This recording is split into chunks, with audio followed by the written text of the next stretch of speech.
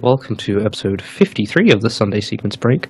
Something horrible happened, and it is a Secret of Evermore episode, courtesy of Duckfist. Duckfist got to choose whatever he wanted, and he chose several other things. They all fell through, and we ended up with Secret of Evermore.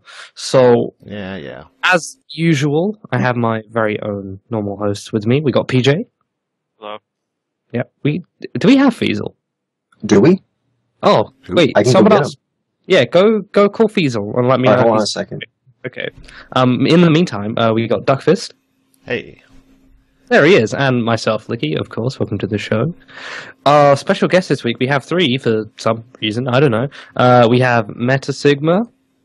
Yo. Yeah, we have Lemonsx. Hello. Hello. And we have TheAngryPanda. Hello. Right, we do have him. Oh my god, I'm so glad people said stuff. I wasn't sure how most of these guys were here. You were just making up names. You don't have to, like, really fortunate. You don't have to talk. You don't have to talk in like the third person there, Flicky. No, what do you mean? Like, I said I. That's the first person. I know, but I'm saying it'd be the third person. But it's Thanks for that advice. Here's the thing you've been doing all your life. Continue doing it. Great advice. PJ, you should have a beard. What? That's my advice to you. That's it. I'm shaving right now. Let's get rid of that thing right fucking now. I'm just gonna wax it. I'm not even gonna trim it first. That would be a horrible thing to be around. That would be something. Very painful. Okay, we go now into recaps, correcto? Correct. Sure. Sure, we just need to find out if Feasel's here first, and then, Still waiting on that. Still waiting Do on him that. last, okay? Just let me know. Okay, we'll do Feasel last. So, firstly, we start with, alphabetical order. We're starting with PJ. Huzzah. Yeah. Right. So, I'm still obviously playing ActRaiser 2 a whole bunch, but this week was a momentous day, because not only did I play an N60... Shut up! Don't worry about time. Day? We're on chaos time again. Damn this it. week was the best month of my life. Huh. Alright. Alright, so anyways, here we go. Not only... see, this is why. Because I played an N64 game this week, and it broke time. What? But even worse than that, the N64 game I played was Donkey Kong 64. Of course, it had to happen sooner or later, right? Right, No. yeah. No way. Very way, actually. And my All the controller way, matches the cart color, which is fantastic. Great. But yeah, it's a fantastic game. I started kind of casually learning stuff in that, and it's a lot of fun. I played for like 5 minutes and ended up getting stuck swimming in the middle of the air in a room I've never seen before. So, yeah, it's definitely good fun. I don't know if I'm going to actually continue playing that game and like learn one of the routes, or if I'll just like play it once in a while. But it was good fun. Cool. And I played through like a whole bunch of games for SGL, trying to find some goals. Oh, yeah. And I'm pretty ineffective at doing that, because I'll like play through a game, and if I like it, I just like beat the game and then start routing it. And then I'm like, wait, no, that's not what I'm just supposed to do. Oh God. Oh, hey, PJ, have you thought of a goal for the game? Yeah, rooted 3 games this week. Didn't find any goals. Well, the other thing is... Duckfist, get them in sync. I want them in sync. I don't have that technology, man. Yeah, you do. You can do it. Sailbot got hit by too many hard balls. We got hit by too many hypnotizers. Yeah. So I don't know, I keep playing through these games, and then like I get too attached to them, and I'm like, well, dang, this is a really good game. I want to run this now. I don't want these people to play it, because what if they like it and then they run it? So That would be horrible, right? right. So I'll probably just continue to play through games this week and hopefully actually make goals instead of just beating them. Go for it. Okay, right, I just got a message on Skype saying that Feasel's here. So, Feasel, what have you been up to this week? Well, we couldn't find Feasel. I've been looking for him, shit. but Oh, God. let's just make something up for him. Okay, this week he got hit by one of those street cleaners in the street cleaning simulator game, and it's hilarious. Shit. Mostly because of the music, you know. That's really what made the whole thing. On the plus side, I heard he's less dusty now, or is he more dusty because he's been through? Yeah, because he got dragged through the whole vacuum cleaner bag thing that they've gotten there. Yeah, it was pretty disgusting, really. Yeah. But maybe next week will be a better week. Oh, that's okay then. All right. Right, Russ then. Russell. Hey, let's see. I helped with the SGL on Thursday. Okay. And on Saturday, I was a guest commentator on I Ate Your Pie and Golden's showcase race stream, the Mega Man 46 Robot Master race, which was pretty cool. Which started hilariously with a very split personality schizophrenic Golden who didn't know that nobody could hear anyone except him, saying brilliant things like, "And Duckfist here with us." Sounds like good our one, show. Duckfist. We did that, right? We've already done that. They're copying us. Come on. I know. What's he doing? No. Yeah, it started off a little shaky, but it ended up being really good. It was a good cool. little race. I retweeted. Yeah, I saw that, so I appreciate that. But other than that, that's been about it, really, for me. Yeah. Okay, I'm here to roll in with doing the most again 2 weeks in a row. I can't believe it. So I did a bunch of actually practicing and learning Vice City properly, because before I was just sort of winging it. And so I learned pretty much the whole route. It's kind of straightforward, actually, but there's still lots of randomness that makes racing it hilariously enjoyable. We did a race last Tuesday, which was like 12 people out of nowhere came to join that, so that was pretty fun. I came 8th, not, alright, got a new PB. I don't know if I'm going to practice it seriously now that I've learnt the route. I think I might just race it when people want to. I don't think I'll go for any decent times or anything like that. It's just kind of fun because of the randomness in racing it. Aside from that, I did a Tomb Raider blind race with my friend yesterday, which was a lot of fun. We watched every cutscene and all of that sort of stuff, and then just played through the game as normal. I finished 6 hours 45 minutes, which I'm assured was pretty decent. My friend got 7.5 hours. That's my friend Sean JS, and it was a lot of fun. So we're planning on doing more. We don't really know what games we're gonna do after this one, but we have plans. Maybe BioShock Infinite or something like that. It was actually a really fun way to play a game for the first time. I didn't expect it to be as enjoyable as it was, but I did that yesterday. So I didn't actually do anything today, but next week I'll be away, so I probably won't do much speedrunning this week. So yeah, coolio. Do we want to do the SGL recap now or later? Either one. I say we can go ahead and do it now, since it's a recap, and this is a recap section. Exactly. Let's do that now, and then we'll go on to our guests afterwards. So you get sit there, don't say a word, be quiet. Okay. Especially you, Lemon. I wasn't even ready for this on my results page. All right, you gotta watch out, Lemon. Flicky's been watching you. He knows what you're up to. Yeah. Give me this. Yeah. Yeah. But go for it. Yeah, I figured we should do that now. So that was on Thursday night. Just so I know now, are you doing one next Thursday or not? No. We're off next Thursday, and then we're back the following Thursday again for the Super Nintendo episode, courtesy of mostly PJ. All the bad goals we're going to blame on PJ. Yeah. The good ones I'll take credit for, even though I only made 2 for it so far. Yeah. But, okay, so this past match, we had our people were Mythical 9, who won the whole thing overall, Vorpal, who took second, and then Seawolf and Dragon Dark. And let me see, what was the game itself was Kabuki Quantum Fighter was the big game, the week-long game. And the first match that we had Vorpal versus Dragon Dark. Who was the first one? It was Vorpal versus... Should say down the bottom there. Player 1 versus player 2, yeah, so it should be is. Dragon Dark versus Vorpal. Yeah, it is, okay. And Vorpal won that one, and then Mythical versus Seawolf in match 3, also of Kabuki Quantum Fighter. Mythical won that one. And then in the big 4-way of Kabuki, we got Mythical and Dragon Dark, Vorpal, and Seawolf in that order. And let me see, the two mystery games, one of them was what's it called? I'm like blanking on the name, but I see it. Quest 2. It was Gargoyle's Quest 2, thank you. I keep wanting to say Demon's Crest, but it wasn't. Not quite that cool. Just kidding, that's the best game ever. Gargoyle's Quest 2 for the NES. It was pretty neat, and Seawolf won that one. And the other mystery game was Adventure Island, which turned out to be incredibly hard.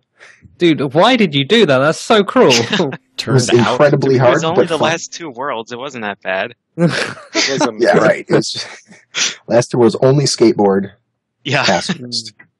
Only skateboard, no weapon. They can't even attack if they want to.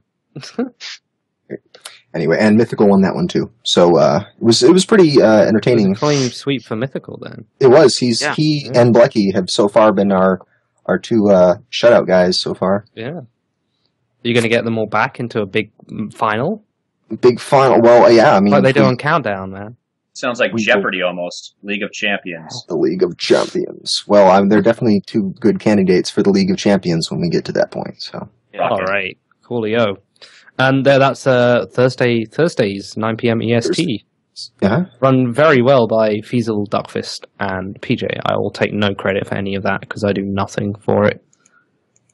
I don't even look pretty. I just literally, nothing. They could ask me for game list. They're like, "Hey, do you know any good NES games?" So I've seen what a game looks like on the NES. Duck Hunt. Was Echo the Doll? No, that wasn't. I don't think I'm allowed to even give NES suggestions. Road Rash. That's good. That's good. Now, here, play with some blocks over there. Yeah. Here's some Legos. Here's some crayons, but don't eat these like you did with the last ones. All right. Cool. Hey, and let's go back to our guests then. So, Meta, what have you been up to this past week?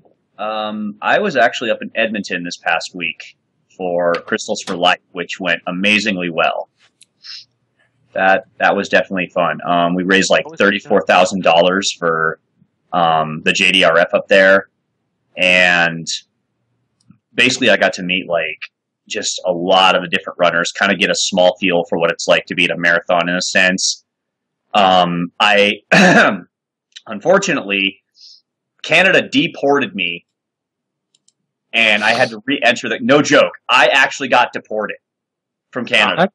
How do you get deported from Canada? Yeah, that's like the lowest blow. It's like being deported from Denmark or something. It just doesn't McDonald's. I'm serious, guys. I actually got deported from Canada. I got there. I explained to him what I was doing there, and no joke, like the lady was like, "Well, I don't have enough information, so I'm gonna have to deport you." And I'm like, "Okay." So I'm trying to call up Poxner this whole time, like, "Dude, I kind of need your help." Basically, the Canadian authorities were like, "We want this written invitation." Sorry, the what? The Canadian. The Canadian authorities. Canadian. Yeah. Canadian. Yeah, they're right up on horses, and they're like, "Hey, you got to get back to the other side of the border, eh?" Yeah. And they just rode you over there and dropped you off. Huh? And if you don't listen, they let the horse shit on your car, and it smells terrible. But that's So basically, he's been holding it in this whole ride. He's just been looking for the right car. That car looks brand new and shiny. Here, let me help with that. No, but as I was literally going back through the line, I got in touch with the proper people. So I had to go through. Then I literally had to do another U-turn, go back in, and this whole process took about 3 hours. And I still had a 6-hour drive to get up to Edmonton. Plus the body cavity searches looking for their free health care that you were trying to smuggle out of the country. Well, yeah, but you should have given them your passport instead of a receipt. Actually, yeah, we caught another one this morning. Another guy trying to smuggle free healthcare out in his anus. Actually, I tried flexing and it almost worked, but then they were a little scared. They're like, "You don't have a permit for your weapons, do you?" And I was like, "I don't. I'm sorry." It's kind of flex during a body cavity search. I had a kind of similar thing here when trying to cross borders in Europe, where I just drove over the border and there was absolutely no trouble because we live in a civilized part of the world. Yeah. It was actually a pretty similar thing. You just sort of drive over the border and that's like it. You don't even need a passport. So yeah. So charity wasn't a good enough reason for them. I guess not. They were worried. They let me into America.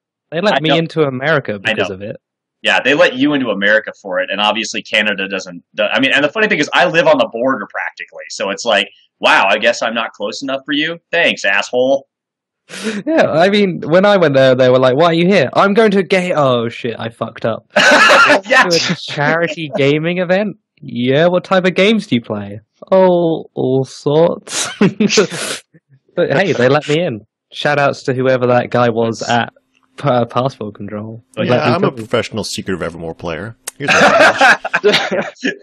my badge, and I just flex. Like, we don't know. Kind of suspicious. They actually said that it sounds suspicious, and I'm like, how does saying I'm going to basically play video games to basically the worst lie you could ever come up with? I know. It's like, why would I lie about that? Bad lie. Dude, that's terrible. Hey, here's this thing that most people doesn't know. I lost my shoes here, and I got to get them back. Or something. Oh, go ahead. My friend threw my shoes over the border, and I need to get them. He threw them 6 hours over the border. He's really strong. I launched him from a fucking catapult. No, wait, you're right. I look like Tiny, and I just launched it like a power cord or something. The secret is tying the laces together and swinging it above your head. But hey, all right, Lemonsx, what have you been up to, buddy? I've been doing some Secret of Evermore attempts lately and trying to get out of Act 1. I've been trying not to get caught by plants or killed by an insect boss. Or I got out of Act 1, I think, 3 times and died later. You've been spending too much time with EXO, I think. And I was playing some FIFA with EXO. That's Act 1. Yeah, it was typical German. Yeah. It was awful, for the record. I watched it. It was terrible. Oh, and I played some Worms and with PJ and EXO, and it was great fun. So other than that, I went to work and did my basic stuff. So that's it. What? I forgot. None of us went to work this week. I knew we forgot something. Probably should return all those calls that I missed. Oh yeah. I don't want to think about work. All right, Panda, what have you been up to? I've been working. Oh, great. So that. At least he and he's your job.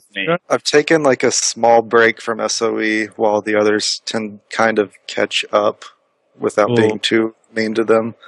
I'm picking up ActRaiser 2, and that is pure, just unadulterated torture. Credits to PJ for that one. No need to thank me. Other than that, I'm just sitting here doing work all day, usually. All right. I'm glad to bring such a downer to everything. Passive. Let's forget about work for a moment and carry on with the show where absolutely no work is done. We are the anti-work show. So, wait, what comes next? It's Game of the Week right away. Wait, did you say something about Secret of Evermore? Quick, say something about Secret of Evermore. Secret of Evermore. Speaking of Secret of Evermore, it's our Game of the Week. Really? That's awesome! Oh my god, it's so good, right? Hate poodles. That segue was so powerful, I need a beer. And then I need a nap to get as far away from you as possible. I'll join you, PJ. Amen to that beer. Alright. So, first of all, for us who hadn't had any idea and still don't know what Secret of Evermore even is, could you, give us a nice little summary of what this, even is? Oh god, you're putting me on the spot. Yeah, that's it. The spot's right there. You need to stand on it. Oh, okay. Basically, this game is the story of a boy who is a B-movie addict watcher and ends up finding this mansion on the hill. A dog. Wait, you mean Beautiful Joe, right? We're talking about Secret of Evermore. Yes, we are talking about Secret of Evermore. Right. Okay. Yes. Dog chews on cable after chasing cat, and some fucking how is transported to Evermore to fight Carltron. The boy goes through 4 acts of mindless B-movie trash. Story. And in the end, cheats death. Perma barriers. Shit, he's invincible, okay? He wins the game, gets the girl. Gets Fire Eyes. Her and her friends, and returns to Poda. The end. All right, so he likes bad films and the dog chews on a cable. We got it. That makes sense. Sounds good. Now on to Success. records. Thank you for joining us. We got it. Dog chews on. See what happened when dog chews on my cable? It just breaks shit. I don't get transported to a movie at all. I just When have to dog buy chews new on- headphones. When a dog chews on my cables, the dog breaks. Oh, there's dog everywhere. God damn it. But all right, so what is the actual game like? What type of game? It's an action RPG, right? Yeah, it's definitely an action RPG. It's basically just like Secret of Mana. For the most part, it's just more geared towards Western audiences, and it was the first actual game that SquareSoft made that was made by Square USA before they unfortunately went out of business.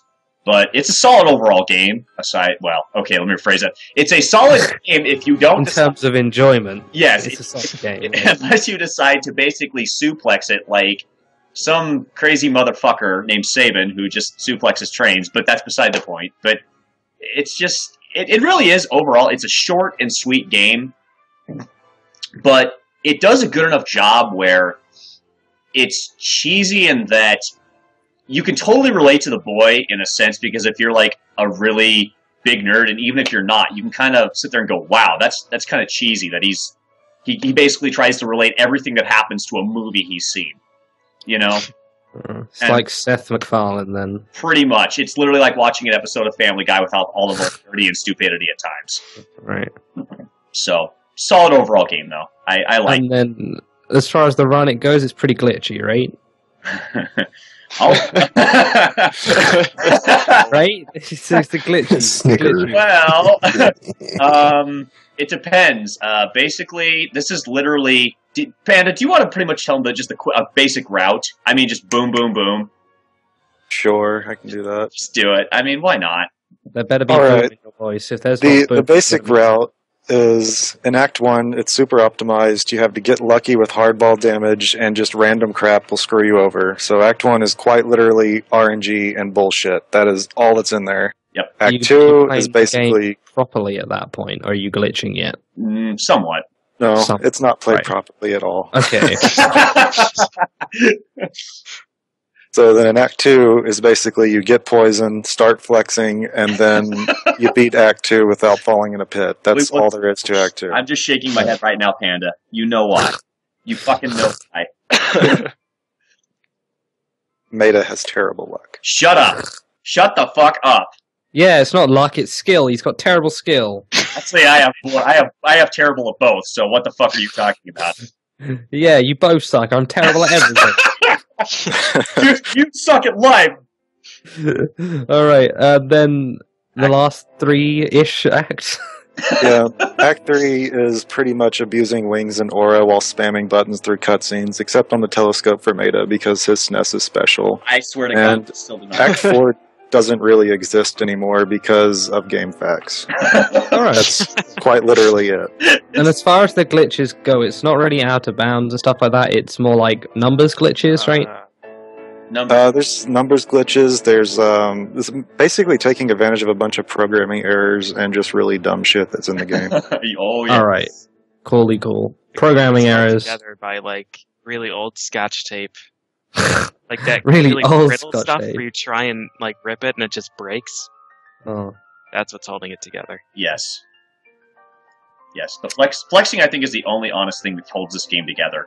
See, I thought it was more like a clam pack, and then like you were just so busy trying to tear into it that you just completely destroyed the whole thing, including the product inside the clam pack. No! God, I hate clam packs, for the record. Hate clam packs. Anyway. There will be a test to remember what Flicky hates so much at the end of this episode. Oh my goodness. You have to use that one yourself. It's an objective thing.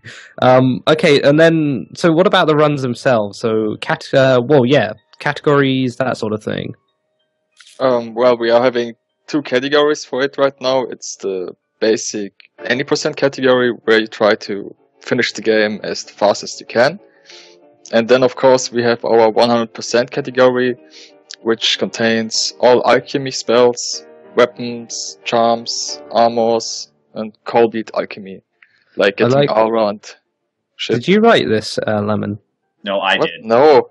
You wrote it. Thank you for putting a U in armors. I just do that because I can go either way. Why? Do you feel like vindicated? Do you feel better now?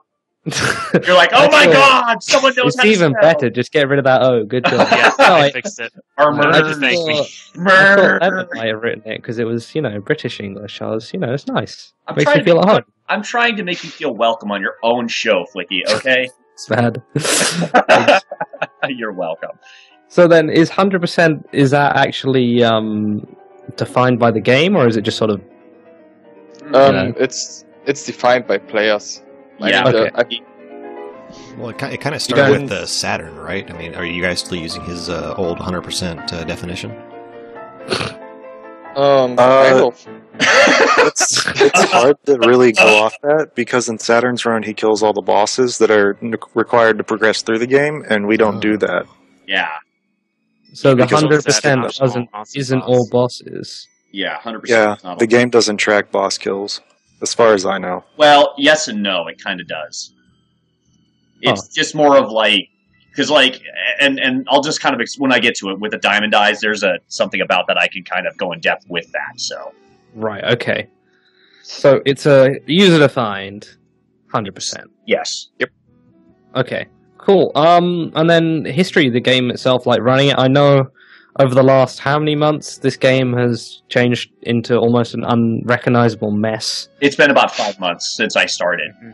Yeah, it's like a trashy girl who goes to a college and comes back as just this horrible, horrible thing.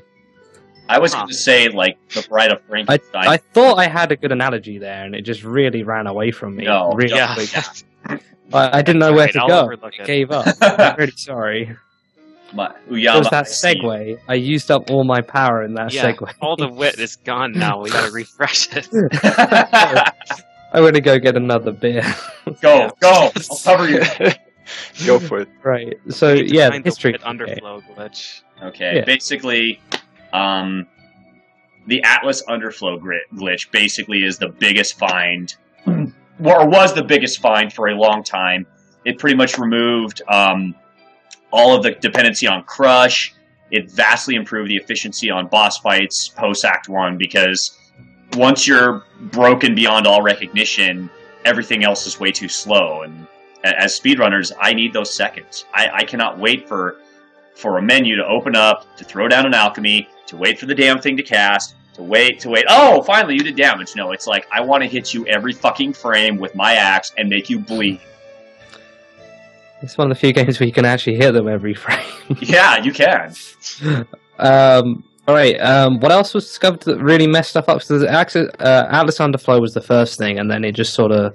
Actually, Cool. Atlas Underflow wasn't. Oh. It was the biggest. Oh, was it? glitch. It was basically the biggest. just the biggest glitch. one. Yes. Right. And then what else? What are because there's a few more things written here, and you need to... they're even labelled who should say them, so Lemon, your one's up next. So on screen Oh, here we shit. have the Atlas Underflow coming up. Alright. So we'll yeah. show show you this now, and then you get it explained later, so you can sort of try to wrap your head around what's going on. So Lemon, talk about this next bit that's labelled with you. You mean the dog skip? Yes. Yes, I do. Okay, alright. Yeah, the dog skip is basically big deal because it skips a lot of the game. But when we started running Act 1, you needed to kill Soloborg.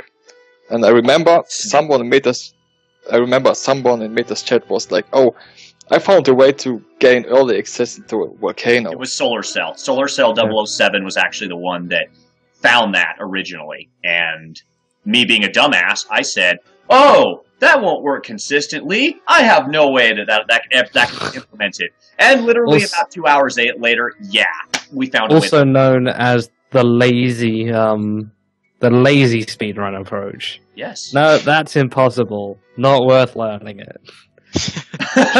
Shit, somebody called my bluff. God damn it.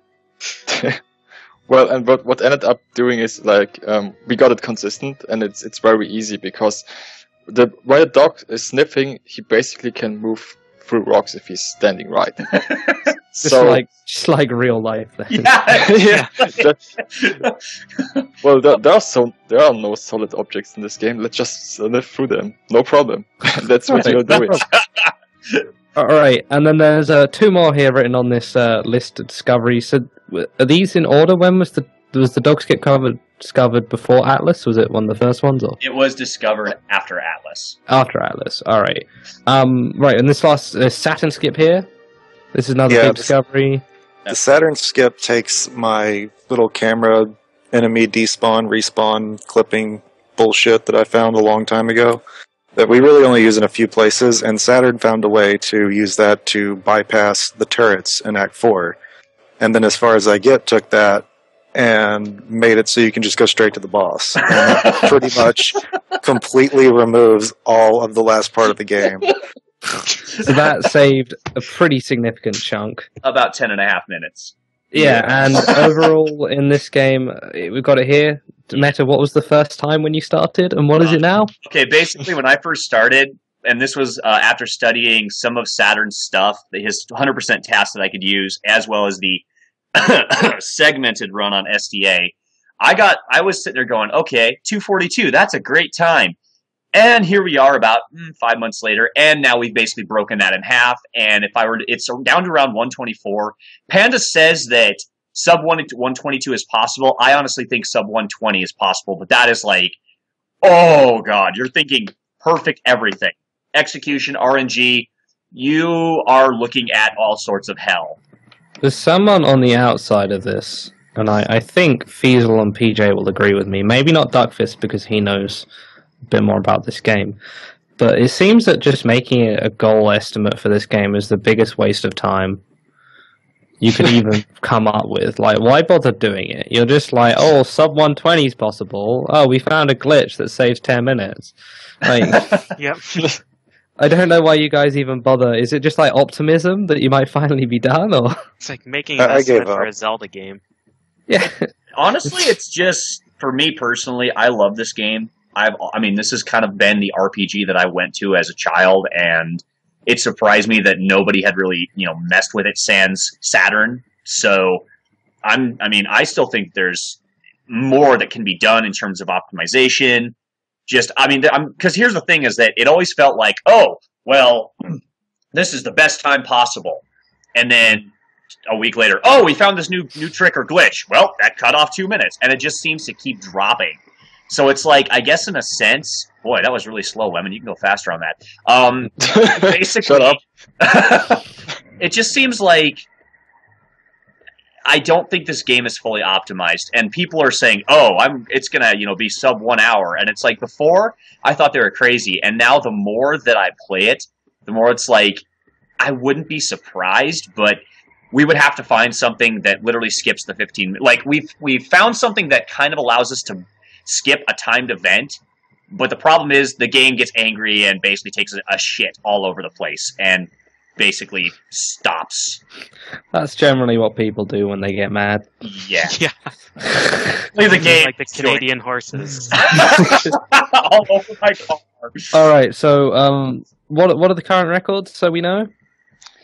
The current any percent record is held by me. It's 1 hour, 24 minutes, and 5 seconds. But to be honest, I'm sorry, I didn't hear that. The record, it can be improved by at least 2 minutes, because when the Saturn skip was found, we basically adjusted the race who finished the game first, and well, I ended up getting the record with a decent time, and then there's the 100% run from Voltus, which is, I think, 1 hour, 2 hours, 11 minutes. 1 hour 11. Yeah.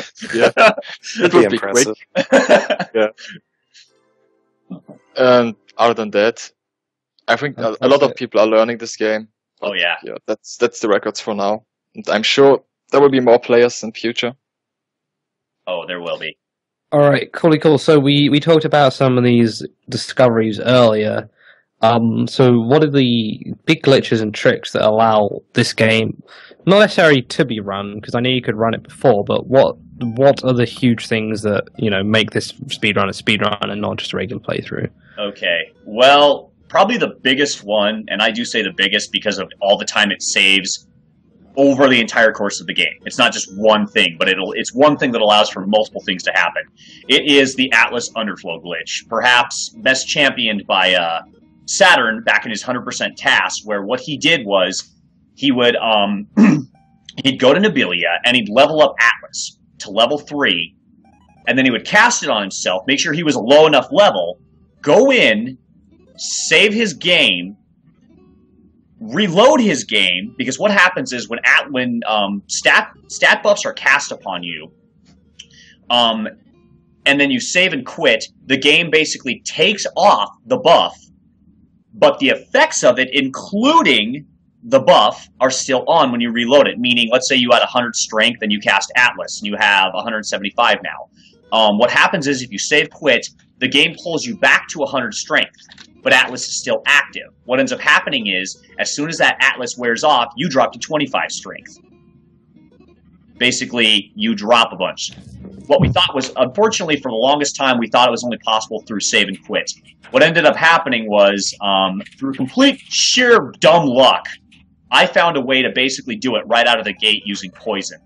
Originally, I was doing stat boosting, which is kind of the opposite, where you could basically cast Atlas, Pixie Dust, die, and the stats that you get from that Atlas will stay on you. So you never lose Atlas, right? Pretty much, yeah. But what ended up happening was, somehow I ended up taking poison prior to it, throwing Atlas, and then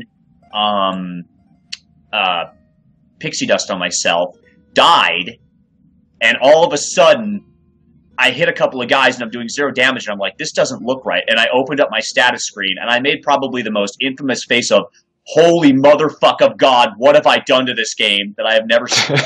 And I pretty much, that was better. I pretty much underflowed it. Basically, about 2 hours later, we found a way it works. Nitrodon was instrumental in making that work. We optimized it, and all of a sudden you now have the Atlas underflow, which is basically the most broken thing in this game because you are a god. So that basically, as I understand it, from what Lemon tried to explain to me in a different language to this one, is that the numbers go too low and it goes to the max possible figure, right? Just classic underflow stuff. Exactly. Yeah. Right. And then you can now do max damage pretty much everywhere.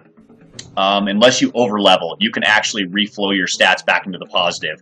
And then you're down to like 2 attack. I've actually had 0 attack many times. But what you can do is, if that happens, you just equip the Bone Crusher, a low-level weapon, and you should be fine. It just depends on how far into the game you are. If you're too far, you're pretty much a dead man. But if you're like on, I've actually had a run where I was on Carltron, and what ended up happening was I leveled, I freaked out because I was like, oh god, what am I going to do? I quit. I spent like 15 seconds bullshitting, equipped the Bone Crusher, and beat the game. And it was like, okay, I'm cool. But yeah, that can happen. Yeah. All right. The cool cool. thing Next. About well, no, it's fine. No, you said cool thing. I wasn't going to say anything cool. Oh, You can all carry right, on. fine. Cool gets So there's that meter priority. right underneath your health. That it's like the percentage. It goes up to 100, and it goes down to 0 whenever you're dashing. And normally you can only do like any reasonable damage when it's at 100. But your attack is so high that if you use a full power swing with the underflow glitch, you do like 0 damage because you overflow the damage on. So you have to like constantly attack enemies when you're not, like when you're refilling that power. Then you do max damage. Which is easy because you just mash the button. Yeah. Normally you do 0 to 1 damage at like a low percent or anything other than 100% like attack power. But you do 999 with the underflow glitch. Yeah. Spectacular. All right. And then we mentioned the Saturn skip earlier. So, Panda, would you like to explain like what this even is?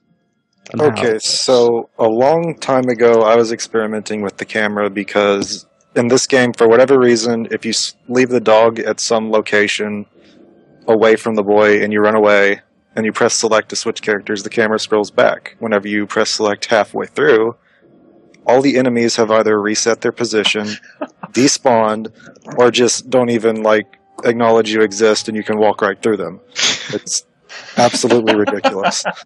So, knowing that, We use that in the run in a few places, but it's not like important enough to point out because they're only like half-second saves and shit like that. Okay. But Saturn used that, and like I said earlier, he found a way to basically skip the turrets, which was the last major RNG portion of the game, before I re-optimized Act 1 and pissed everyone off. So, you do that a lot, okay? Cut it out. Deal with it. I will make you deal with it.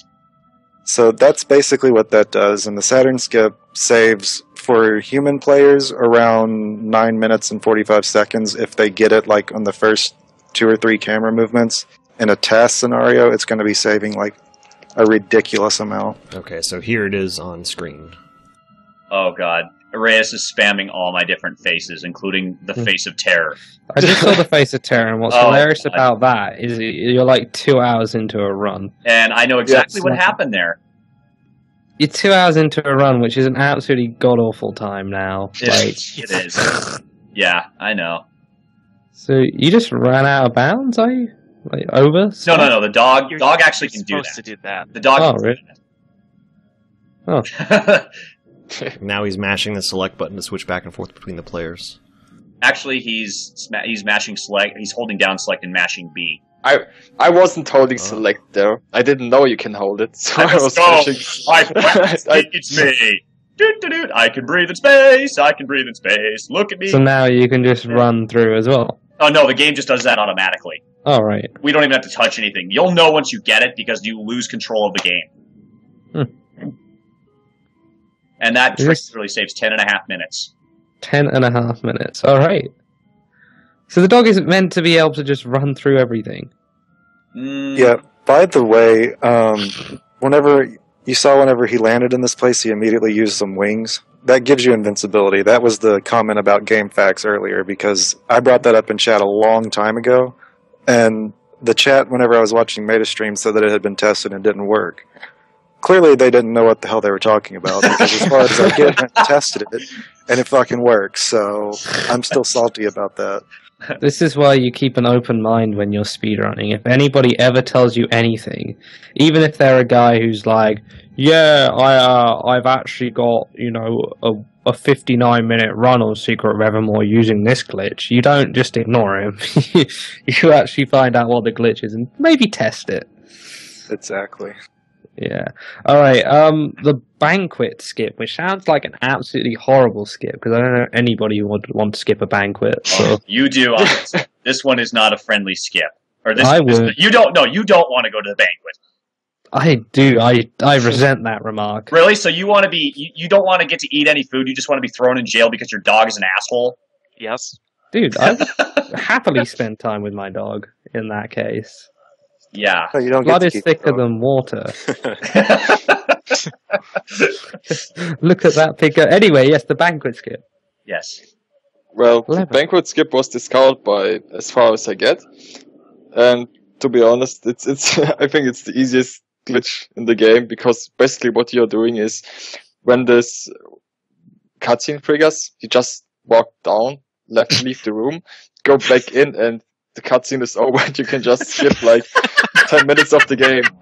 No, it doesn't save that much. It's like 5. Oh, 5. To be honest, I don't know how to go through the banquet, because I never played through it. It's so good. So there you go. So it like makes your dog disappear, and it makes the user interface disappear. Yeah, I don't know why it does that. But literally, you just leave the room. Like, you don't go the way you're meant to go. You're not supposed to be able to have control of the boy. Oh, right. At that point, but what ends up happening is because the boy talks, after the dialogue goes down, you get like a handful of frames where you can control him, and if you hold diagonal down and just mash the fuck out of the run button, you'll end up passing the door trigger. It'll pull you through, and when you go back up, because that cutscene technically already started, the game thinks you've already finished it. So you basically can just go in like, oh, by the way, we've already eaten all the food, and the dog's shit all over the place. Let's keep going. Dude, I'm sensing a running theme here. Yeah, this is... things shitting everywhere.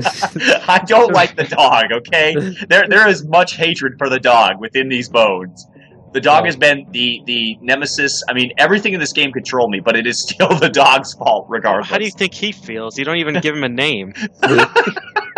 He has a name. It's called the dog, okay? You send him into a pack of enemies, he dies, and you shove a biscuit in his mouth. Now do it again, bitch. Mummy, what happened to the dog? Well, let's just say it's chewing on a biscuit right now. I pushed him through a rock, and then... Mummy, this isn't the same dog. Actually, honey, it is. Didn't you know dogs can metamorph like that? They just eat their skin like snakes and become a different dog. Including mechanical dogs. Alright. The Perma Aura Okay. is number 4, I think. Okay, the Perma Aura is only viable in 100% now. It used to be used in any percent until we realized that wings are broken. Basically what you do is when you have to have at least 5 things that can buff you up and that or debuff you. That includes poison. What ends up happening is the very first thing you cast will be Aura. Because the game can only hold 4 things in a wheel, when you cast a 5th thing, it pushes out the timer for the first one that you cast. Meaning, let's say you cast Aura that has a timer of 30 seconds. Well, what ends up happening is you cast Aura, let the animation finish. You cast Shield, or any other. Like this is how we did it. We went Shield, Defend, which is what we used to get, Regrowth, which is what you get in Act 3. And then right after that, you cast Pixie Dust. Well, because you cast all 4 of those things, the game thinks those are the 4 active things. Aura is still active, but the timer for it is basically at like 9999999 or whatever the hell. So it never wears off. And then you literally run through the game as God with, well, God powers. You can't be hurt, you can't be touched, and you basically just go to town on everything with unheard of damage. The problem with this is because it takes so long to set up. Like I said, it's not viable anymore in any percent. So it's basically just like the equivalent to plugging in a Game Genie or something like that. Like, yeah, pretty much. Okay, here we have a delightfully labeled section: various dog skip/tricks, which has been marked with the lemon tag. Lemon, you're up. Yeah, the dog is too strong in this game because you need the dog so bad. For example, when you finished Act 2, you get Diamond Eyes, and what you can do is when you switch the dog and move left, then move right again, switch back to the boy, the dog just starts moving to the right for some steps. And if you're timing it right, you can skip some in-game triggers. And in that case, you skip the trigger for Diamond Eyes, which would remove your Diamond Eyes. And that saves, I don't know, 6 minutes or something like that. There you go. There it is. I think Lemon's just gone into stage 4. Yeah. Right, guys? Right? Right? How's that for a reference? Oh, I see what you did there. Oh, hello, Trigger. Goodbye, Trigger. Dog doesn't care about triggers. Dog doesn't give a shit. He's like a honey badger. He does what he wants. Actually, according to you, he gives all the shit. he has a stupid shit. He doesn't listen. Dude, the dog's amazing, especially its sitting animation. It's fantastic. The way it just sits there and waits. Like, all right. He's useful to a degree, but once he decides to be an asshole, he goes into full-on asshole mode. Well, you haven't fed him, and who knows so long. You don't understand. I give that fucker Scooby Snacks when he listens, and when he doesn't listen, I give his ass a good old boot, and then he dies. Maybe that's why he doesn't like you. Because you're just killing him and getting a new dog. Like, you don't feed him, you don't name him, you push him through rocks. Send him into outer space. Shove biscuits in his mouth. That's a pretty good way to treat a dog. Yeah. Anyway, so basically, the dog can just like run over triggers and stuff like that. Is that basically? Yep. Sorry. Go ahead, Lemon. You can explain this. you started. No, go on. Basically, here's the thing. There are small triggers in the game. They're real thin. Some triggers are bigger than others. But what you can do is you can do what's known as rubber band dogging. where if you have control... Oh my god, don't say dogging, please. I think we've been over this. Dogging means something very interesting in England, so please don't say that as a verb. Please don't. Alright? The rubber band dog! I'm sorry. Okay. God. People are going crazy in chat. If you knew what it meant, alright? I think we have to cancel this episode. My innocence is lost. Okay. Breathe. Right. Breathe. Carry on. Okay. The rub... Oh my god! Don't read chat. Don't read chat. Yes! God damn it! Lemon, you got this. Go for it. Go, Lemon, quickly! What? What's going on? I didn't listen. I didn't listen, yeah! Good. Okay, so the dog, he will run through rocks because he's an asshole, and that is it. That's basically the gist of this entire section. The dog loves running through things because he is ridiculous. And in Act 1, the dog is full man mode, and as the game progresses, he just becomes even more of a bitch.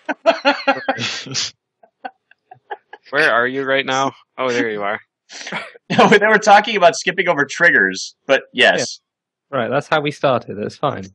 Okay, basically they're small triggers. You can basically, when you're using the dog, So if you the dog pulls you towards him. no, you, no, oh. well, yes and no. What it is you move the dog in a direction, and as you let go of the direction you're pushing, as long as he's close enough to the boy, you hit select. The dog will just kind of keep walking. I've had him walk over like pits that should not even be there. I lost a run that way where the dog just decided, oh, I'm going to basically rubber band dog myself out of bounds into a pit. I'm like, what? It was weird. But basically you can skip cutscene triggers because the trigger is activated when the character you control touches it. But if the character you move with walks over it due to like the game thinking you're still pushing it but you're not, you can basically, once you pass the trigger, you hit select, and you can regain control, and you'll yank the other character past the trigger without any repercussions. So like an AI-controlled character won't activate triggers. And when you say rubber banding, that means you can influence the behavior of the AI by switching characters at the last moment. Exactly. Right. Okay. Cool. And then this last one, multicasting. Lemon. Multitasking. You got That's what I'm doing right now in the video, is basically you can stack alchemy spells 8 times. Like Crush, you can cast 8 times. Usually you should be able to cast it only once, but if you control the dog and cast it like in a weird way, I don't know how to say it. I mean, it's basically. Sorry. Yeah. The boy is the only one that can cast spells, but if you switch to the dog, you can control what the boy does, and when you do that, you can cast it multiple times? Something like that. We think that what happened was when the game designers allowed you to switch to the dog and influence the boy's actions, I don't think they set the trigger that said, boy can still only cast one alchemy at a time. So basically, because the game, as the boy, the game only allows you to do an alchemy one at a time. Well, they forgot to add that trigger when you control the dog, so basically if you're fast enough, you're just like boom, boom, boom, boom, boom, boom, boom. You can basically like frame throw alchemy spells. Now, some bosses can actually lock the game if you aim fast, as we've all come to find out. Megatar can do it. Aquagoth is an absolute fucking dick fuck. I hate him. I don't like him. Let's see, who else? I've actually soft You guys call me salty. Oh, I'm salty. You can soft lock on Magmar, but I love that princess, by the way. Is she a queen or a princess? The arm flapping animation. Don't you think, to me, she looks like a thumb that's had a face drawn on her and like a wig put on? Like, Queen Thamelia? I will never be able to look at her again. Like, do you see what I mean, right? That is amazing. I see it now, and I'm just like, I will never be able to see her the same way. Thank you, Flick. You have ruined my fucking fat ass queen childhood. So it's like when you play Final Fantasy VI and someone points out that the Emperor looks like a dog, and then it's just ruined. No, you can only see him as a dog. No. Trust me, I've played things worse than that, and I will not go into them. I will never be able to see that game ever again. There are some problems a lot with that when there are characters and you're looking at them for a while and you're like, so I don't understand, like, is that their beard? And someone, no, that's their, oh my god. Oh no, that looks like their beard. Oh my god, they look so weird now. How could you do this to me? Yeah. Anyways. Oh, now comes your favorite part of the game, Meta. Fuck Tell us you! Speaking of soft lock. No! No! Okay. Does the game actually soft lock a bunch then? It can, if you know how. Here's the problem. My SNES has an issue sometimes loading backgrounding layers, and I've kind of realized that because what ends up happening is on this scene, what ends up happening is the screen fades to black, or it doesn't fade to black, it fades to black, and it kind of has like this little, like you're peering through a telescope, and then it expands. What ends up happening is, for whatever reason, as the game is finishing this part, it will freeze. And I mean, like, the music will still play, and you'll still see her royal thumbness, but it just freezes. Like, it does not move. And it is a specific to my SNES only. I have not seen it anywhere else. So did you ever determine that it was because you were mashing through the text boxes too fast, or no? It has nothing to do with that, because I did it on this last run that got Mercy killed. So random for you. Oh, it's random. I have no idea what. It's great. Oh God, these guys have seen so many runs end to that where I just go into like unbridled rage. We're talking Caleb levels of rage because it's. This is about an hour into the run, right? Yeah, and that's what's so frustrating about it is because you may have like a great run going, and then the game, my SNES, just decides, oh, by the way, here's a middle finger. Sit on it and spin. Hop. Are you sure it's your SNES and not your card? I have. Yeah, I'll trade SNESes with you. No. Yeah. Mine's just gonna detonate in the middle of the run because Here's the reason why I can say it's my SNES. I bought a second card to test it, and it did the exact same thing. It is SNES. Whose SNES was it that would overheat after like an hour of playing? What? Was that yours? SNES gets hot? What? I can't remember. mine doesn't Maybe overheat, but it makes this loud bang when it's finished. maybe I'm thinking of Yeah, a car or right. something. I don't know. Just decide Yeah, that it's finished. When I play for a long time and then turn it off, there's like this really loud bang. It's really impressive. Sometimes the consoles has the whole static load, and like old CRTs used to do that, where the whole all the static would discharge from the glass screen when you turned it on. That was always fun. My TV exploded, actually. My old CRT. I was just watching TV one night, and I turned it on. I turned it off to plug in my console and plugged it back in and pressed power, and it just went. Smoke came out the top of it. So I casually went to talk to my dad. I was like, the CRT's got a problem, and there's just smoke coming out of it. No fire or anything. That's the crazy part. So we went and put it out in the garden, and we were like, right, well, I don't know what to do about this, so... Yeah, the vacuum tube on CRTs can implode, from what I understand. Yeah. PJ, I must have been something like that, yeah. PJ, I'm showing here, we need to get your bad cart with my SNES together. With my old TV? Yes! No, my bad card doesn't even work on my Super Nintendo anymore. Mine's special, okay? That shit might teleport you to Evermore or something, people. That'll be it. A dog will come in and chew the cable. And you'll be... Yeah. Secret of Metamore. I get transported to Metamore. I mean, Evermore. One of you will be wearing eerily similar clothes to the boy. Yeah, and I won't know what's going to happen until it's too late. All right. Are there any things you want to say before we do the last two sections learning the game? I guess any last bits about the game itself. I guess I've probably found the most absurd ways to softlock this game. I've actually had the game softlock in ways it shouldn't. I've had Carltron not spawn repeatedly, which is like the last boss where it just decides, yeah, we don't want to spawn. I've had the boy literally hang in midair in a falling animation where you can't control him, and he just sits there and flails the whole time. God, that was amazing. That was big. I have soft locked on Viger, which if you fuck up the Viger fight, the game can literally go crazy where everything just starts freaking out and then the game just freezes. I mean, I have literally broken this game in so many bad ways. It's just not even right. And it only happens to me. I seem to find the bad glitches. Everyone else finds great things. I find the ones you don't want to do. So, go ahead. All right, so it's pretty soft locky then.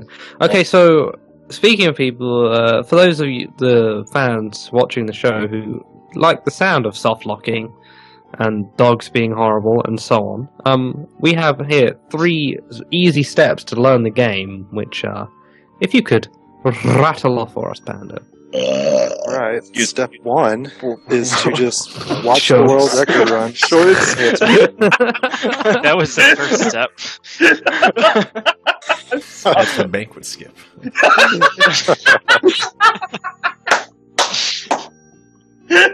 All right. You feel stronger. Yeah, I feel stronger now. So Okay, Panda. step 1 is going to be basically just watch the world record runs and pay attention to like why we do stuff on there. And honestly, that is your first step. And then the second step is quite literally learn Act 1 because it is the hardest, it is the most annoying, it is the most bullshit filled thing in the game. And that is all my fault, and you can blame me for any day of the week. It's fine. We hate you for that, Panda, but we love you because you've made us so much better because of it. And then step 3 is just learn the rest of the game because it's simple after that. It really is. People should just put like most of their time into Act 1 then. Like, Yeah. Act 1's only, what, like 12 minutes long now? No, it's actually 10 and a half. You get a great run. It should average around 11, but... Just Yeah, do Act so- 1 races with like a friend Yeah. until you actually succeed. That's And literally how then you're good. You're good to go. it's true. It is true. So these glitches, because you're saying watch the world record runs and pay attention, are these glitches like easily replicatable if you don't actually know how they work? Could you actually literally watch it and figure it out? Or No, I doubt it. Unless Yeah, you had a... you could actually on a lot of them. Well. I actually do think you can. There's a few that you can't, like the desert skips. You need to practice those a bit. Oh. The Act 4 skip, that's kind of a touchy issue. You gotta just kind of do it once and you're like, oh, that's how you do it. Yeah, that one. And everything else is basically either more or less common sense with a little bit of general direction in it, or just testing something and seeing how it works for you. Mm-hmm. right. So it sounds like to me, right? Get ready for this one. There should be some kind of guide written to how to do these glitches and run That's this actually game. a good thing, Flicky. Is there a guide? Is there a guide, Panda? I think there's a guide. I'm hungry. Okay, wait, I see a guide on here. It says, So And- Panda's hungry, so you should oh, buy his guide. Is this what you're getting at, Panda? Oh, You wow. should buy his guide so Yes. he can So he can pay. eat. for so those. he can eat. It is Yes. imperative that you let Panda eat. Right, but there is a guide. Link this in chat. Throw this in chat for everybody. And I will say this right now. This guide, believe it or not, is one of the best things I have ever seen. It literally goes over everything. And it is a constant, because of how things are still kind of changing, it seems like this guide is always subtly, in motion as far as changes. But the great thing is that this guide is probably not the most up to date, unless he's fully updated it, thing that if you want to learn how to run this game, this is how it is. It's very detailed. He even color codes it, and there's even one where it looks like there's a strobe effect because he has so many different colored lines going through it. But believe it or not, guys, this guide is where you can literally start to learn Secret of Evermore. But why get this when there's the official strategy guide? This guide is nowhere near as in depth on how to beat the game as fast and fucking humanly possible. All right, I'm This is a back. pretty cool looking guide, man. It's Like, pretty- it's got actual Yeah. Banquet graphics and skip. stuff. Panda, quit doing the banquet skip. I told you that. Dude, that looks like a Dude, brutal fuck one. that. Pizza is delicious. What pizza do you have? Good Is it- pizza. There's like a, Cooked I like- pizza. You can't tell us. You're have to ashamed kill of us what the afterwards. toppings are. yes. Because I quite like Hawaiian, so if it's Hawaiian, don't feel ashamed. Just tell us. Shit, I'm ordering a pizza. Thank you. It is. Papa John's. Turns out, Did you know? it turns out Hawaiian is like the most hated pizza. I don't know. People absolutely hate that type. I am actually ordering a pizza. Thank you so much for the idea, Flicky and Panda. You guys rock. Wow. They Thank don't you very deliver much. here because they're too lazy to drive 2.8 miles to my house. I remember that. Don't be bitter now, PJ. Don't be bitter. All right. Late betterness. So there is Panda's guide that's been linked in the chat. I suggest you guys go check that out Yes.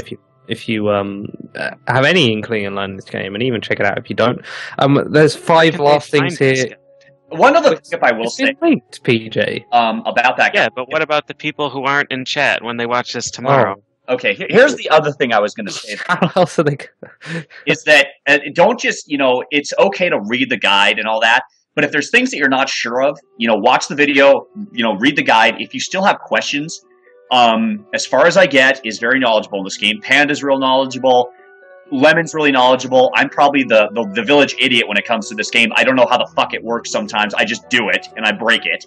But, I mean, every one of us... This is accurate. It's true. Yeah.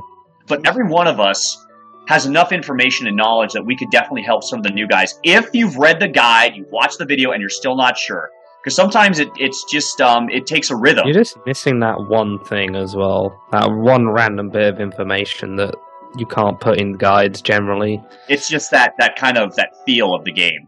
That's literally how it is. I mean, that's how some of it was with me. So.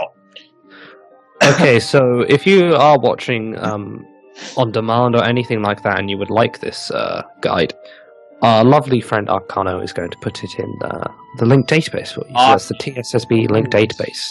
That's awesome. Which you can find a quick and simple link to if you go to tssbreak.com, and it will be on. There's a link there, right on that page, right? Yep. Perfecto. Yeah, it's all that's there right now. Yeah, it is. But there's lots of other stuff on that website. It's just not. It's in. No, there's not. No, there isn't. Shut up. What are you talking about? No, there's nothing on that website. Except for what we're going to talk about in a minute. Shut up. All right. Here we go. We've got 5 misc things if you would like to mention them here. And then we can move out of Game of the Week and do records.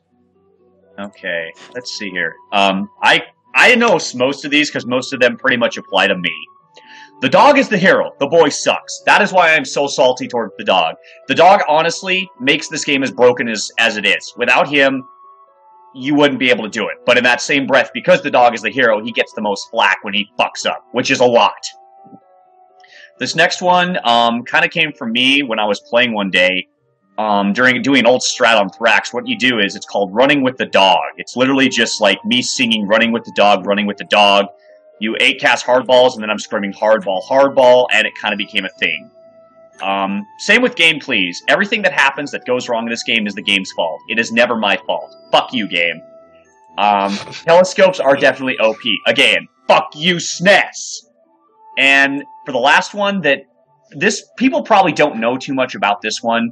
It's called #banner version 6. If you don't know what it is... Best banner ever. Yes, people love that banner. I hate it with a passion, and I blame Nami. Nami6 is the creator of that, and yet it is the only thing that graces my page. If you're not sure, I hate it so much. But I do it just because I love Nami. She's good people, so... She is good people. She is good people. Yes. All right. Cool. That is Secret of Evermore wrapped up in a lovely little package for all of you. Well done, everybody. I think you did a good job. Oh my god, Duckfist! You actually found that. I think it got thrown at him repeatedly throughout the show. Yeah, thrown would be a good way. So that's Secret of Evermore. So now whenever there's another Secret of Evermore improvement on the show, we sort of at least kind of understand where it came from. Yes. So that's awesome. We're going to go into records right now. There's some other stuff I wanted to mention first, just before we do records, as far as news goes. So, some of you who follow the Twitter channel, that's at TSSBreak, may have noticed that usually Fridays-ish, there's some kind of speedrun question gets asked. We've done some in the past, like, what's the biggest mistake you see other runners making? And, stuff like not actually doing full runs of the game early on and just practicing and never actually finishing runs. There were all sorts I cannot remember half of them now. But all sorts of stuff in there. And then we did one last week, which was basically I was trying to find out what people didn't like about the show, what needs to be improved. And what ended up being mentioned a bunch. Get ready, Feasel. This is your cue, by the way. Okay, I'm ready for whatever. Yeah, they're saying there should be an audio version of the Sunday Sequence Break on iTunes, or a VOD version on iTunes. Can you believe it? That already exists. It already exists. I don't believe it. It does, and it has existed for a couple weeks now. I guess this is about 2 weeks, I think. 2 weeks, yeah. So those of you who did want that, or an RSS feed or whatever, we actually have it. It's linked currently in the chat. We'll probably throw it on the link database as well. They are Are they MP3? They must be, right? The audio is, I think, MP3 and the video MP4, if I'm not mistaken. So you can, if you enjoy just go the into show, iTunes and search for us, or you can go to either of those links, either one. And we would like to thank Hitmanity for helping us with that greatly. And yes, Feasel, Hitmanity's the main man in charge of that, and what a fantastic job he's done with these so far. He's cleaned it up. He makes it look really professional. Yeah, like the show doesn't have trouble getting started on time and finishing cleanly, and no technical difficulties in between. It's like if we were good at the show. Yeah, it's what the show would look like. But it's voiceovers for all of us too. It's really cool, and it actually works really well as an audio podcast, which is weird to hear because there's a lot of us referring to video and so on, but it actually works pretty well as audio. So if you enjoy the show and have been wanting an audio and so on, we actually have it, so go check those out. It's there on iTunes. Just you could also search us on iTunes, I guess, the Sunday Sequence Break. That's what I would do. And 5-star us and thumbs up. What do they do on iTunes? Is it 5? It's star rating. I think it's stars. Yeah, it's 5-star us. Or be honest and give us whatever star rating you think we deserve. 2, 3 stars. It's pretty good. That's not bad. Remember, 1 star, actually 0 stars enough to complete Super Mario 64. So just throw us as many stars as we want. Give us 1 star would be technically, in practice, I guess, faster. Yeah. I can give you 4 out of 5 flexed biceps. 4 out of 5 flexed biceps. I flex approve this. At least we're even then. We're like weight balance. So it's time for records then, which is cool. Cool. Cool. Yeah, where are records? One of our improvements, by the way, for records, Duckfist, Feasel, PJ, is to make sure we're on the right page when we're talking about records. Apparently that was a big deal for somebody. So we're going to work on that. We're taking your criticisms and improving them. So we'll make sure we're on the right page. All right? I guess. No. I'm not on the what? Wait, what? I don't. That's what they said, man. We're trying to improve the show for everybody. So first up is A Bug's Life. Now I heard this was improved last week or the week before, and we didn't actually get told about it. But this is Flint Gaming's N64 run of A Bug's Life, which, as we recall, you all remember, guys, there was a bug that didn't work. Bug, get it? Did you get it? Did you get it? Did you get it? There's a bug that doesn't work on the other versions of the game. Yeah. Give us a chance to say yes, okay? Yeah. So, Flint Gaming has left us a little comment here. It's a 2322, and he has written here, Hey guys, I finally got my time down to a point where I feel comfortable submitting it. Even though I was seconding that because of a few mistakes I made, Even though I was seconding that because of a few mistakes I made, but I can deal with it because of how the glitches went. The commas confuse me here. Oh my god. You can do it. You can do it. I want to get rid of this. Just plow through it, man. Just one off. Just real quick, I can't play any highlights that are highlighted in the new Twitch. So. Oh really? Or hold on. I think I can rig it up. This one has an actual video. I'm going to say this right now. Wait, no. There's a video for this, though. That's what I'm saying. Now, one question is to make sure. You guys can actually show highlights from YouTube, correct? Yes. So from now on, if you want to have something shown as a highlight, upload it to YouTube. Yeah, YouTube would be nice. And by from now on, he means like as of a few months ago. Exactly. Yeah. Since some get the fucking memo. I mean, well, hey now. Easy you. But Twitch is basically just getting more and more confusing and complicated and horrible to use. Like, I don't know, they just kind of keep using it to make it less and less accessible for everybody. Yeah. So, it's easier for us. We're trying to having trouble with Twitches, so if you could get it on YouTube, that'd be great. But anyway, as I was saying, once I got past this comma, a few things to note. There are 4 power-ups in the game. The way you get them is by grabbing a certain coin in the level. Power-ups reset after every level.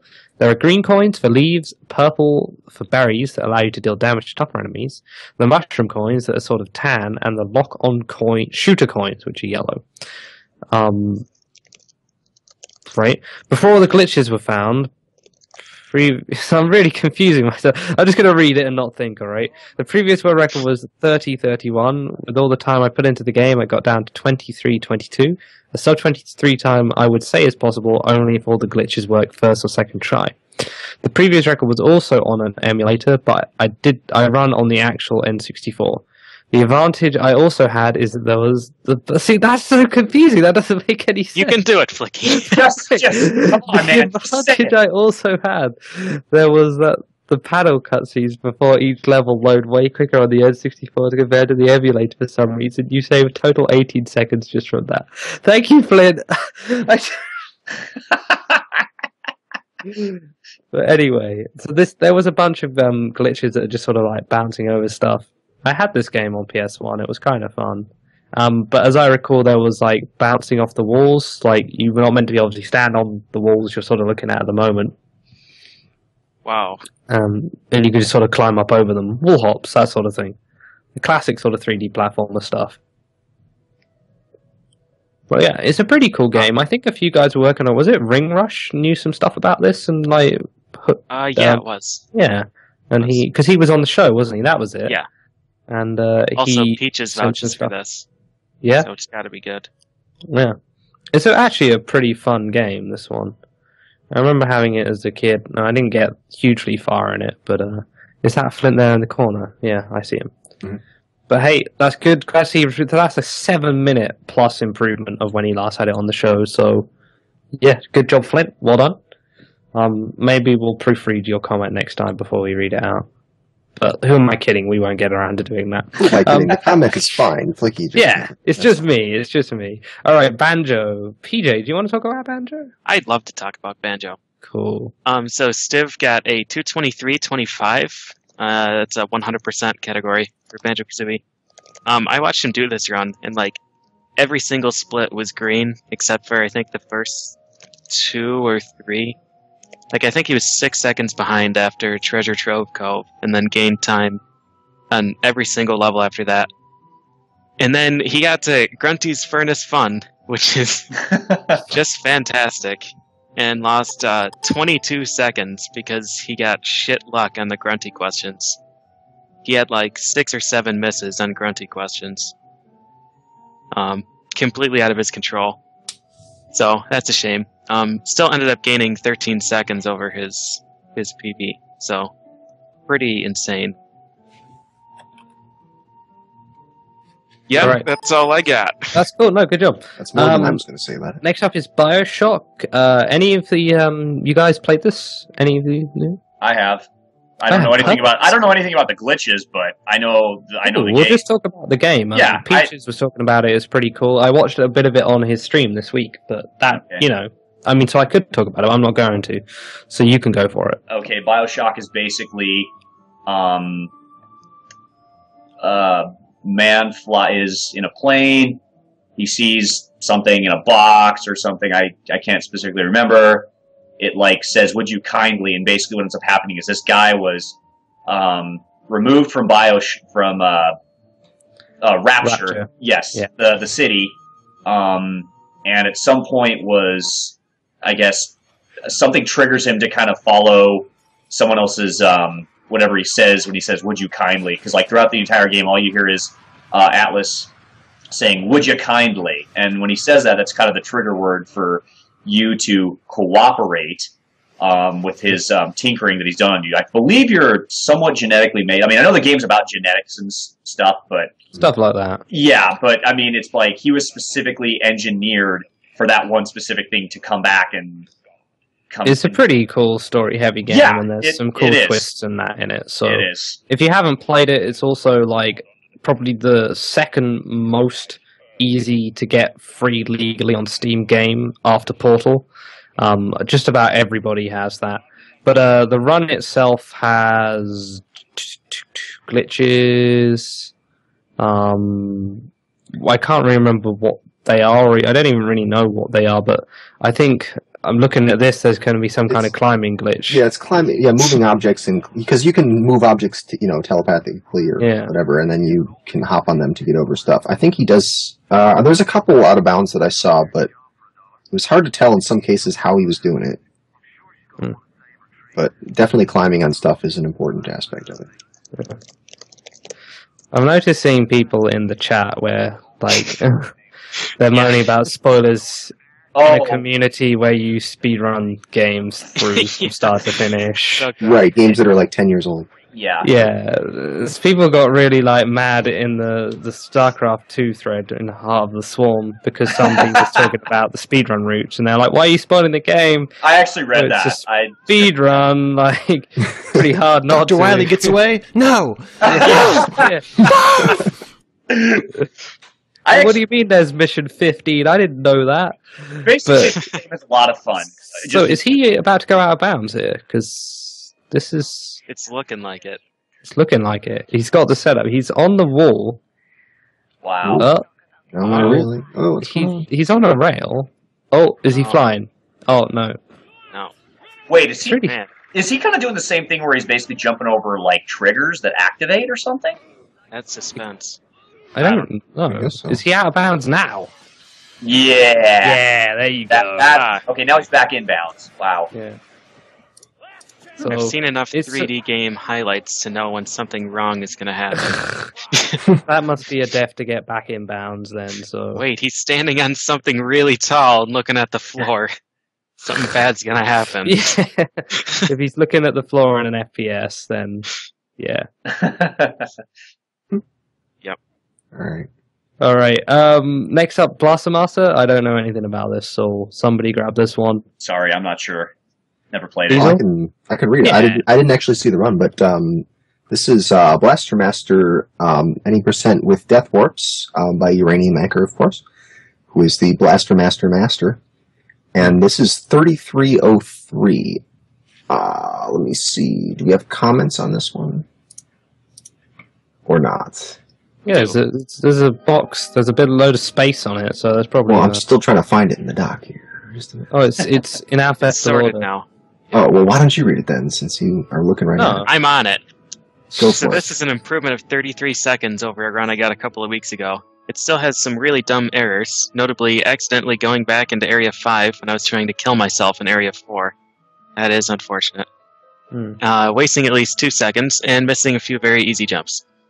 I also got really bad luck in the second to last boss, losing a bunch of time due to me having to dodge around instead of just shooting the boss. I'm not satisfied with this yet, so expect to see lower times soonish.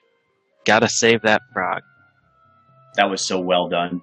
Good job, PJ. Good job. Thanks. I've been practicing my commas, so I can read these. I could tell. You paused at exactly the right spot. Beautiful. Yeah. It's a comma. Thank you. Who are the green ones? There's a huge green box on this one. Oh, you wanted to talk about this? All right, go for it. I got this.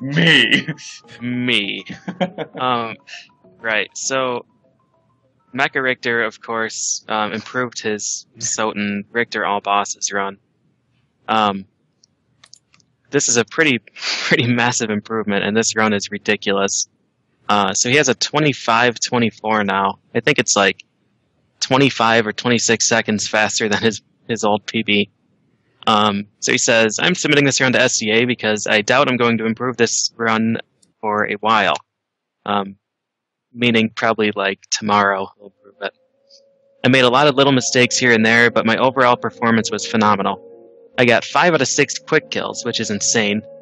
Wow, that is pretty insane, actually. I also had at least 5 points in the run where I almost had a heart attack. fact that I was able to finish this run at all is a miracle. Did he also finish his like Big Mac while he was playing at the same time? It's like this run is so ridiculous. I love that part. I love that flea just going to town on him. But his execution, like throughout this run, is so consistent. It's unbelievable. And anyone who's ever played or seen a run as Richter knows that, like, if you slip up at all and get hit by anything after like the first really obvious 4 minutes of gameplay, you're dead. And if you're not dead, you just lost a ton of time.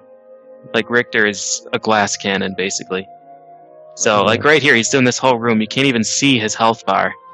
And if he misses any one of these things, he's probably going to be killed. And these are all like Street Fighter fighting game style inputs as well. Yeah, the air dash, super jump, stuff like that.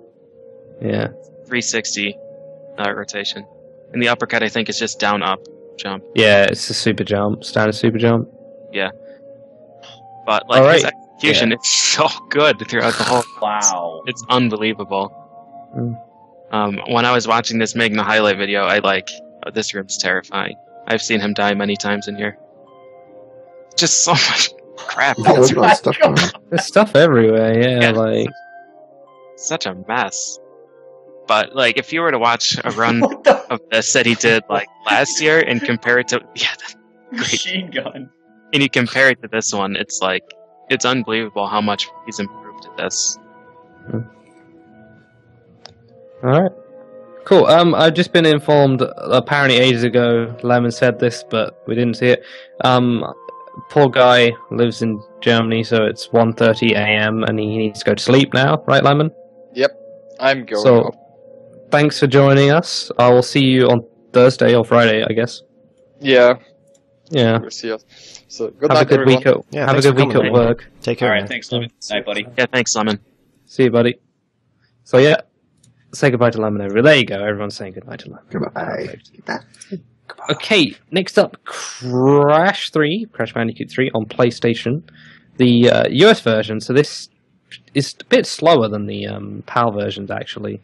But most guys seem to be running the US versions. They're either American or I think they bought a PAL, an NTSC setup, and we're just like, screw it, I'm going to use it. I spent money. Oh, NTSC is faster. My bad. It's just the Crash 1 where it's slower than. It's quicker. My bad. I gotcha. This is Stonot1, who got the any percent. He said, I beat Super Bowlers 51-16 by 4 seconds, so the new time is 51-12. There's still room for improvement, and it's far from perfect. The goal is around 50-30 to 50-40. Crash 3, a really fun Crash, actually. But any percent sort of removes a lot of the like real annoying, rubbish, horrible stuff from it, i.e. Hot Cocoa and stages like that. So yeah, good stuff, Stonot. Next up is Darkwing Duck. Any of you guys want Darkwing Duck? Panda, have you played Darkwing Duck? No. No. Want me to? Yeah, go for it. You go for it. There's not much of a comment, but you can go for it anyway. So, Darkwing Duck on the NES, it's any percent by Joker. Woo! Pizza time! That doorbell. Yeah. Alright. Just ignore him. We don't have to wait for him to come back with pizza before you carry on. Don't worry. Alright, so it's any percent, it's 13:46 is the time by Joker. He says that I'm still not quite happy with this run, but I'm taking a break from this game for a while now. And that's basically it. I have no idea what the game's like. It's honestly something I want to watch, though. I think, isn't Mega Man 5. Oh, look at this highlight. Who made this? Who made this highlight? Is this green? This is Gildersleeves made this one.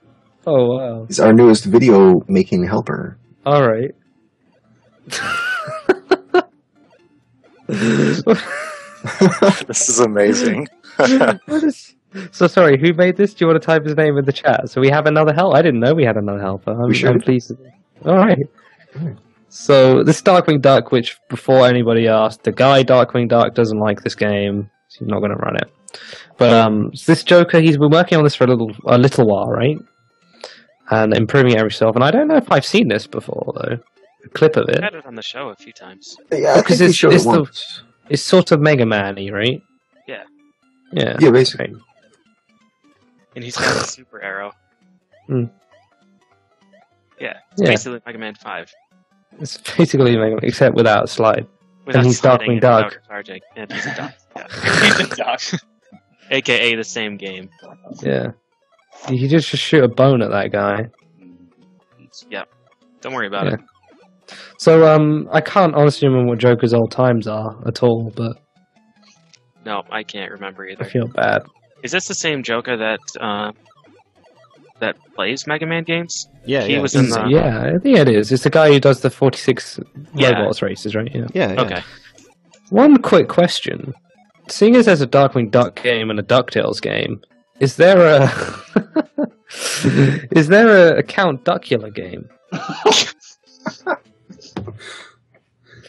Like, I just want to know. I have no idea. I hope not. I wouldn't be surprised. Oh, I kind of... Dude, this guy did a really good job of editing this. I know, that was awesome. Oh my god. So yeah, good job, Joker, and say his name one more time, Feasel. I'll help her. Gildersneeze. Hildersneeze. Gilder. Look in the chat. Oh my god. Wait, I'm looking. Where is it? I'm looking. I'm looking too. Right. I mean- We'll just... there it is, Gildersneeze. Alright. Okay, next up is Dishonored. Hang on.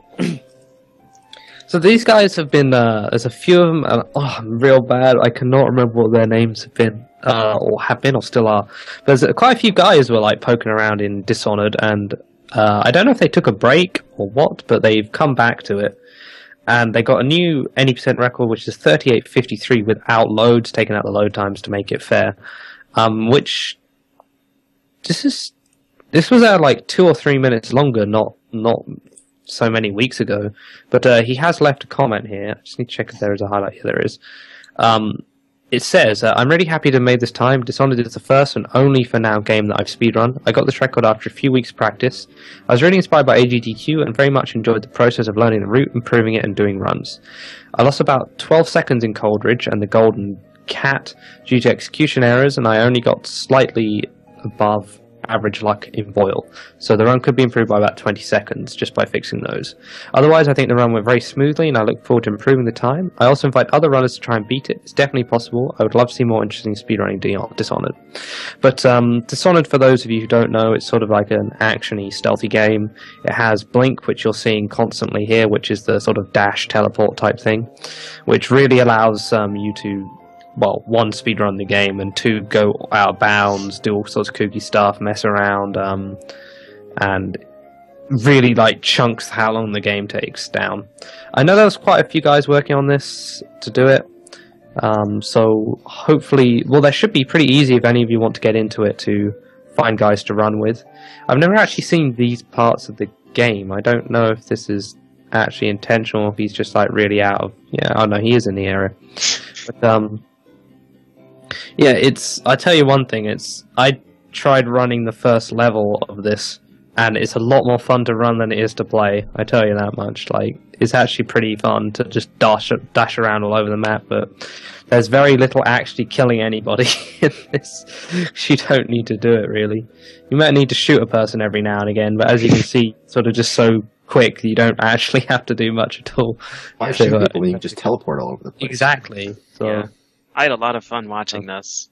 yeah. It's Yeah, like if you all haven't dialogue, watched and then this- suddenly you get to move, and you just teleport through everything. Yeah, if you haven't watched this, you really need to. It's an awesome Yeah. run. Good. It is cool, especially if you've played the game. You need to watch it because it's like pretty hilarious how little you can do in the game, and how if you thought Blink was broken just by playing, you know nothing. It really ruins everything. Hey, next up, Donkey Kong 64. PJ, do you want to talk about this? I'd love to. So CFAX 7 finally cut the 7, and in a big way.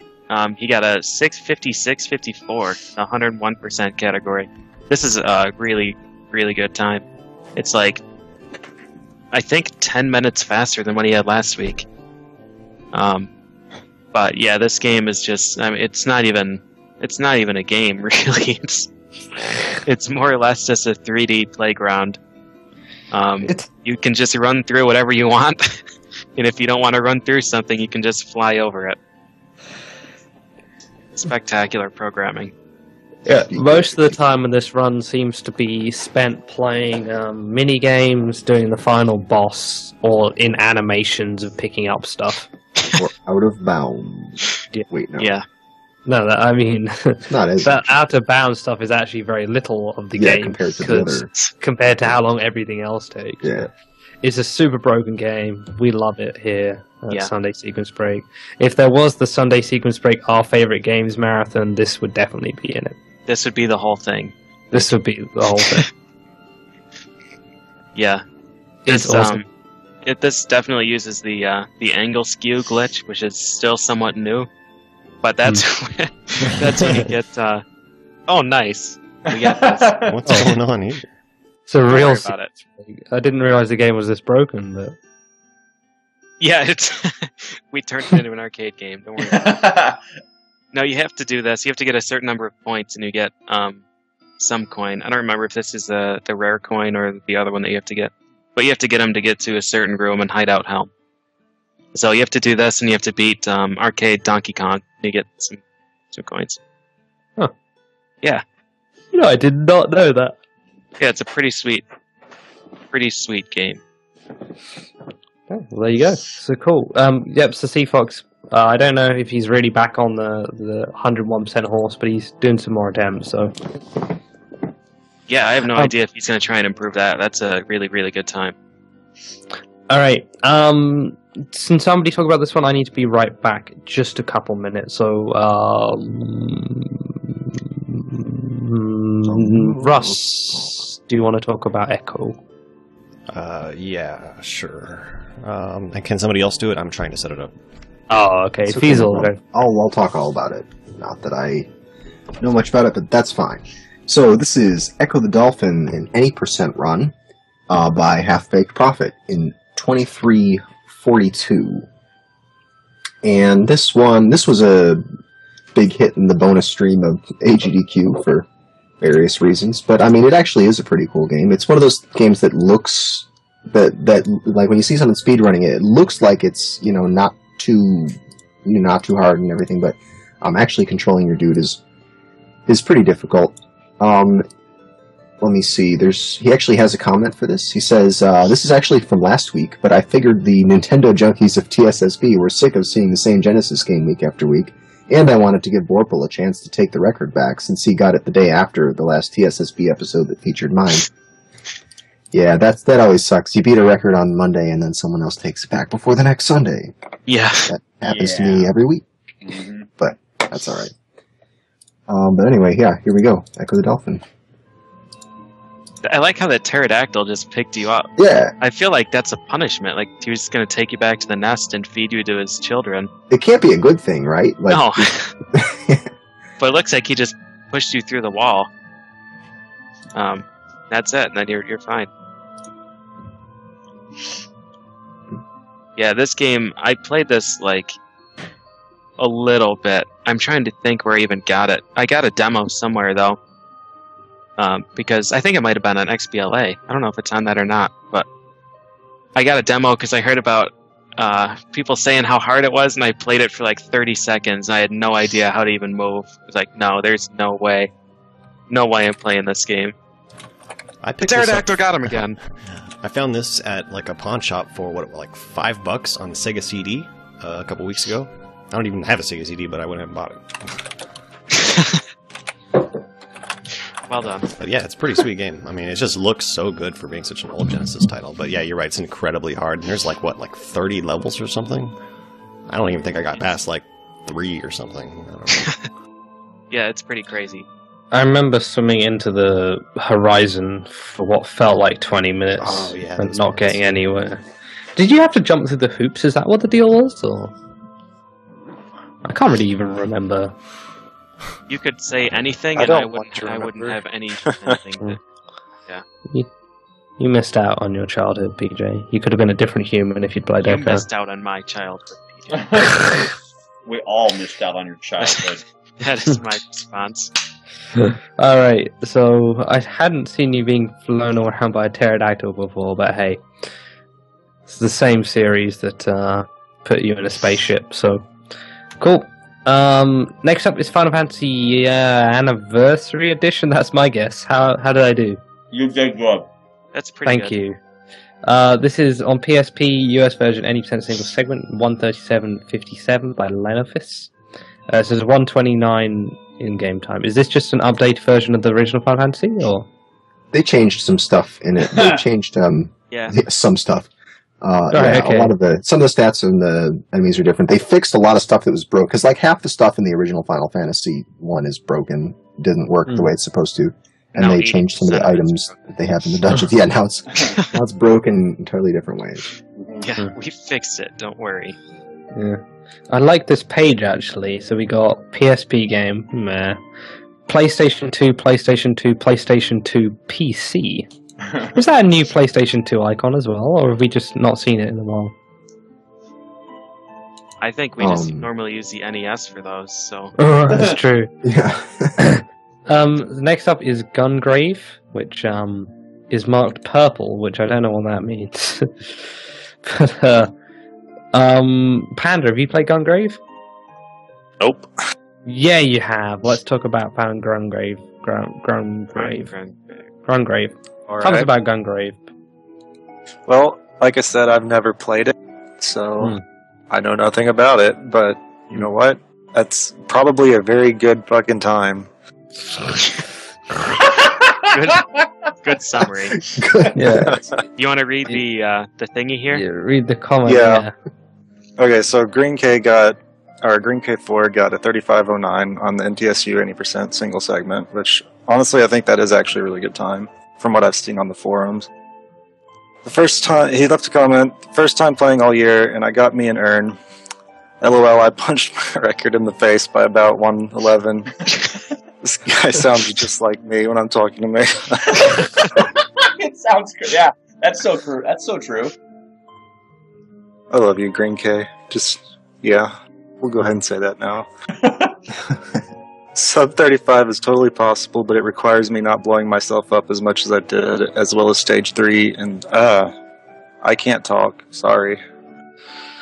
As much as I did, as well as stage 3 and stage 5. That doesn't make sense, dude. No, it's fine. Watch It makes this. sense. Sub 35 is totally possible, but it requires me not blowing myself up as much as I did, as well as stage 3 and stage 5 bosses. Comma. See? Look at that. Comma. Yeah, where's your commas, man? There's no comma. They're not You don't independent. need a clauses. comment. I'll show Yeah, you, that's- comma. They're a bunch of Comma's my assholes who middle name. sometimes That's stop what the fighting J and stands go for. wander elsewhere. All-timed save was all execution. No new strats or route changes. From here on out, it's gonna be flawless execution, boss luck, and well-timed Raging Dragon strats, unless a major glitch is discovered. The time might possibly be around sub 33 or 34, maybe. There you go. All right. Good Well job. done. The King. Is that time right? I'm going to go ahead and say it is, then I'll read it as is. But Kingdom Hearts, the original on PS2, is any percent normal run done by Sean. Sonic Shadow Silver 2. Hey, little comment here. This is 5:59:45, so I'm going to guess that's a nice. Oh, no cutscene skips. There we go. So it's sub 6. That's pretty good. Pretty good, I guess. I mean, it's like one of those arbitrary milestones people like to break. So congratulations there. He's got a little comment here. He says, "Hey, Sonic Shadow Silver 2 here. I got a time of 5:59:45 in the first Kingdom Hearts game on normal mode a few days ago. I wasn't expecting to get the world record. There you go. It was almost a deathless run till the very end. That's kind of a bummer. Since the HD version is coming out in the autumn, I'm going to translate you there. I won't be trying to improve it unless there's either a Kingdom Hearts race going on or someone beats my time, which I can understand with, there being 6 hours of the game to play. But I didn't know there was an HD version coming out, but I guess HD version just about everything. So, hey, also Kingdom Hearts 2, any percent got beaten in 4:23:20 by Bloody Biz Kits, who Doesn't he also run one of the Final Fantasies? I think I got a feeling Biscuits. I don't know. I get. I can't remember. I don't know now. I don't know. Anyway, he says this run was actually completed a couple of weeks ago, so I apologise for not getting this in earlier. I actually tried emailing this in, but I never got on the show. Huh. That's what he says. So I'm trying again right now. Anyways, I'm really proud of this run, but I know it can still be improved by a couple of minutes. I think I'll be fully satisfied with this game once it reaches sub 422. I also hope this game inspires more people to run games from the Kingdom Hearts series, since there aren't that many of us doing it.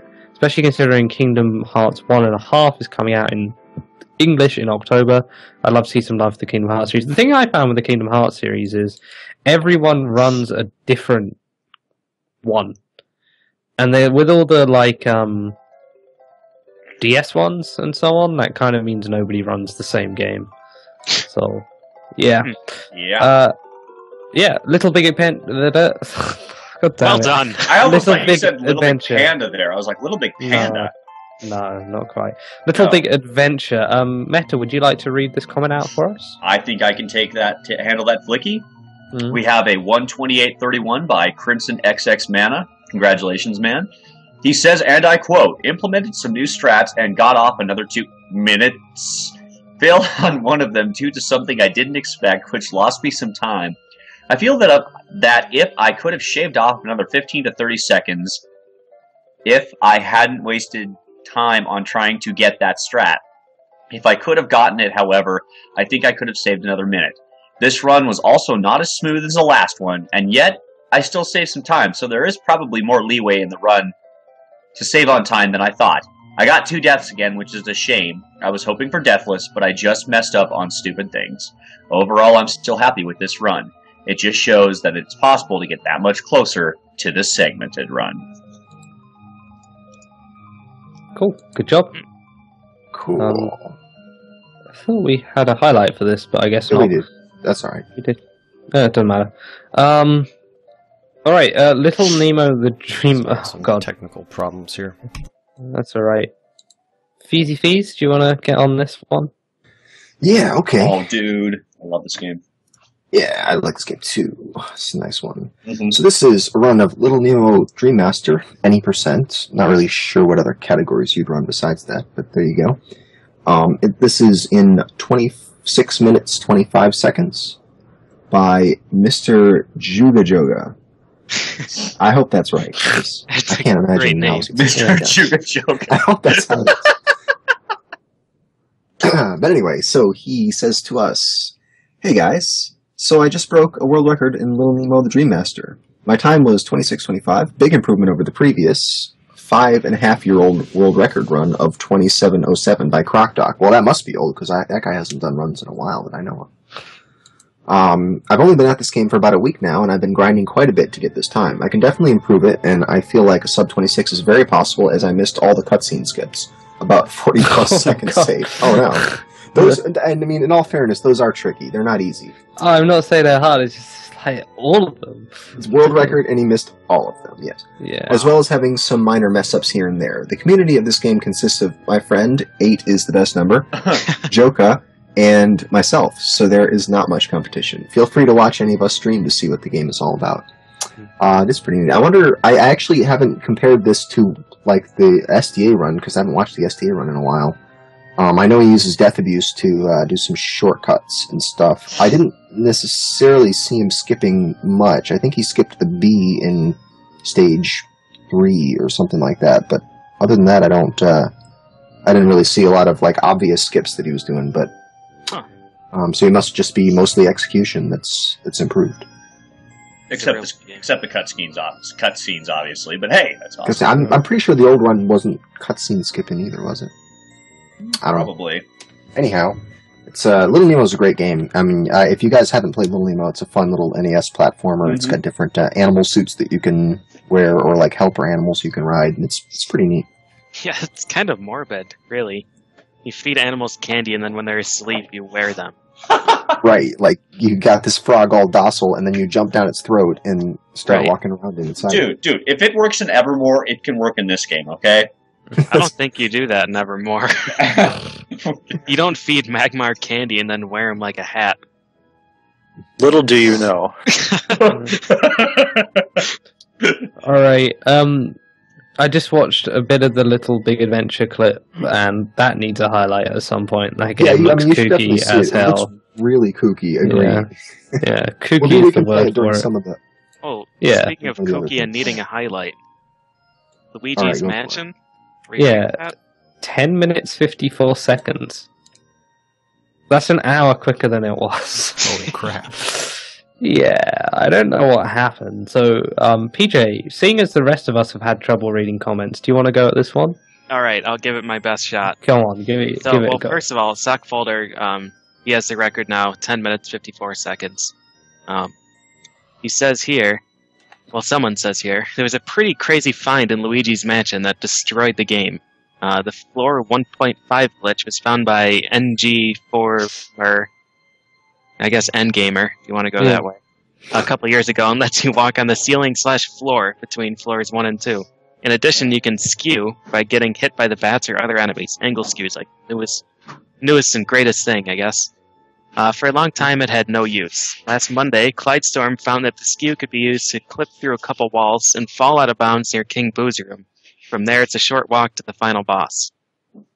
This trick is quite difficult and random. The skew is very delicate, depending on Luigi's angle, how he's holding the flashlight, how he's moving, where the bat came from, basically everything. You also have to avoid scary ghosts, certain part of the terrain, and bad skews, or you'll pop up/down onto the normal floors. Falling into the pillar before King Boo is also very precise, though there is a setup. The walk to the boss room is very difficult as well. Too close to the hallway and a cutscene pulls you in bounds.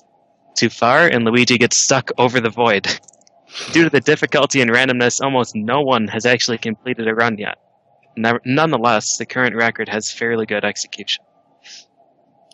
I like his splits, and the fact that there's 2 of them. Yeah. What does that say? Dead baby. Kill dead baby and hit last split. Hit last split, yeah. Yeah, this is pretty wild. Nice. I was watching MoFat do some attempts, and he'd like get to this point, and then suddenly scary ghosts would appear, and he'd be back on the floor, or he'd be like, swearing at something, and I don't even know what's going on, and then he resets. So, yeah, it looks pretty awful to run, but I'm glad that Luigi's Mansion is now short and entertaining.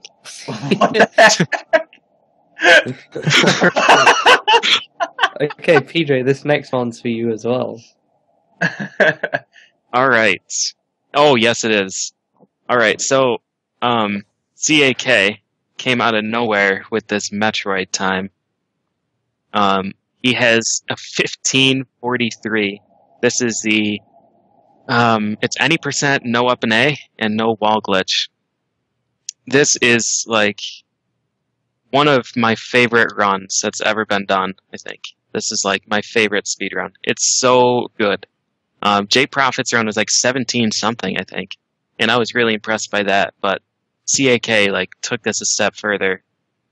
For real. Like, this is absolutely insane.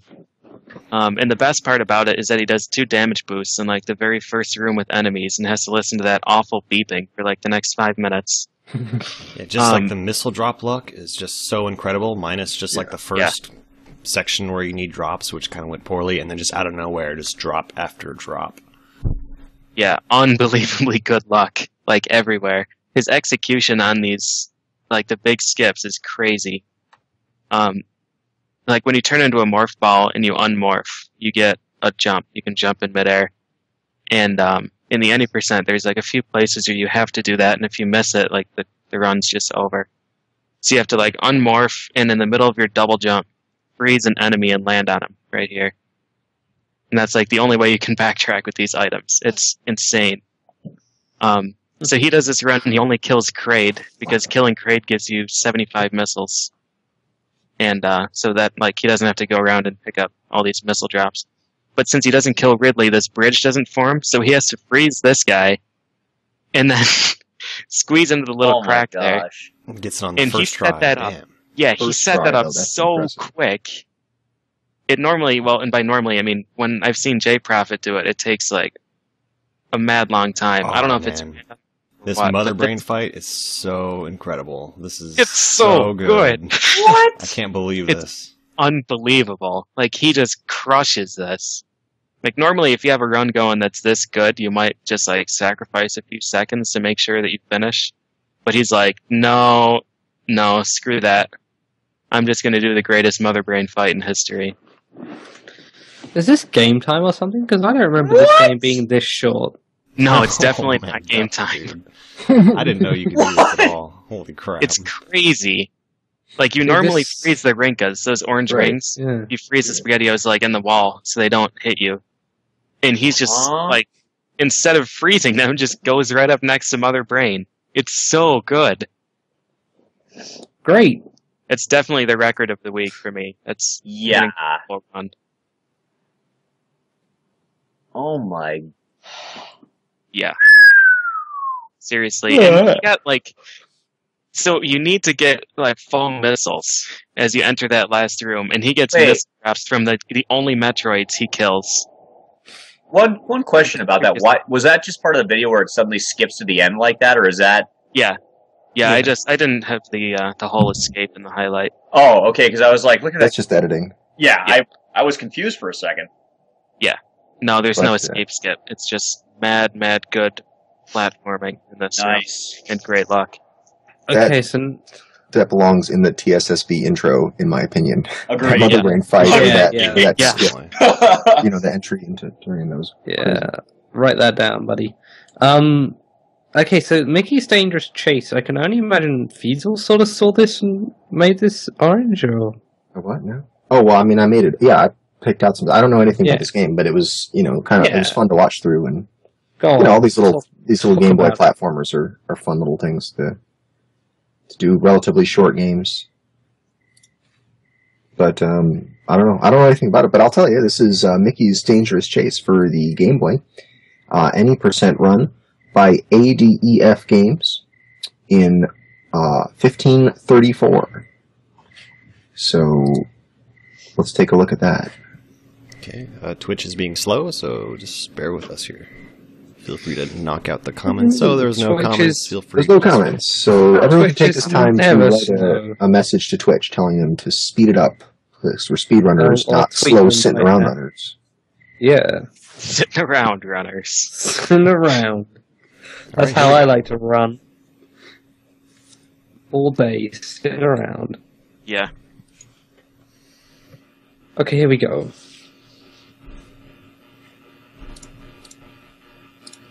This doesn't look like a dangerous chase at all. Yeah, wait for the dangerous. This looks like Mickey's stroll carrying blocks. No one's chasing. Oh my gosh, look at that dog abuse right there. Look at that. This is like really creepy with this Secret of Evermore track here.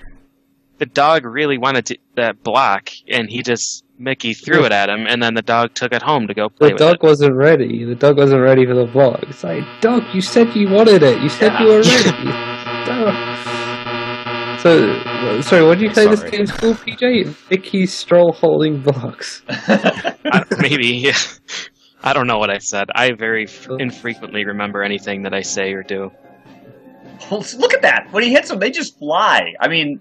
Yeah, that's because they're so happy that it got a block. They can't wait to go home and play with it. Yeah, but the block went one way and he went the other way. Look at that. They go in opposite directions. Well, he took the shortcut to go prepare the room to play with the block. They just fly all the way around the world and then meet on the other side with the block. Oh man, I don't even think I put the auto scroller so what happened there? Timestamp range. But... He just touched the dog and the dog goes flying. So what happened there then? Explain that one to me. Oh wow, he has invincibility. He got there and he was like, "Yo, dog, the block's already at home. What are you doing?"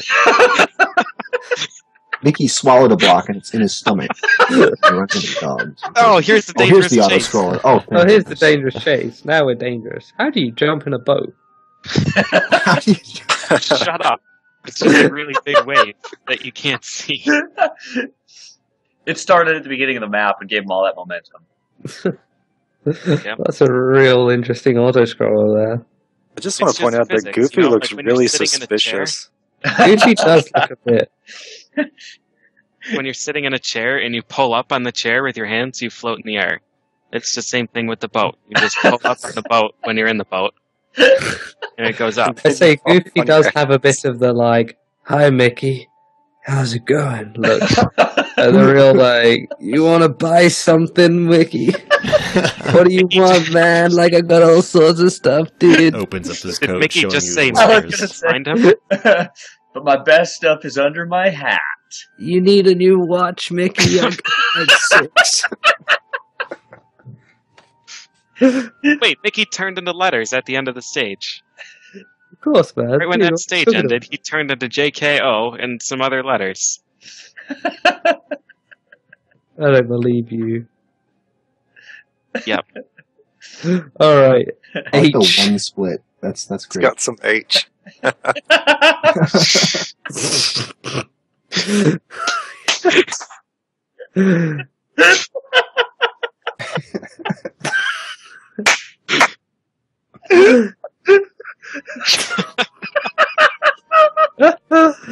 Duckfist, what do you like?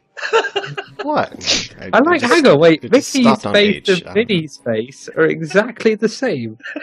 So, Oh wow, they sure are. And then- brother Well, and sister, you eyelashes, know dude. that? Oh, and the ribbons. All right, moving on. It's Nimbus. Nimbus is a pretty cool game this week. We'll be talking about it a bit later in records, but the any percent record got beaten by Crate this week is 2016, and oh, hang on, I gotta go load this comment.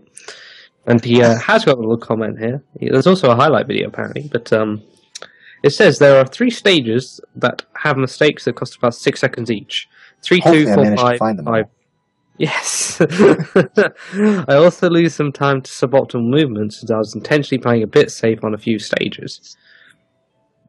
Probably this is the most noticeable in 413, where I could have saved maybe 2 seconds being more aggressive at the end of the stage. But I also... Oh man, I'm dying here. But I also lose time in a few other places. Altogether, it's probably more realistic to expect sub 20 to be humanly possible, but very difficult.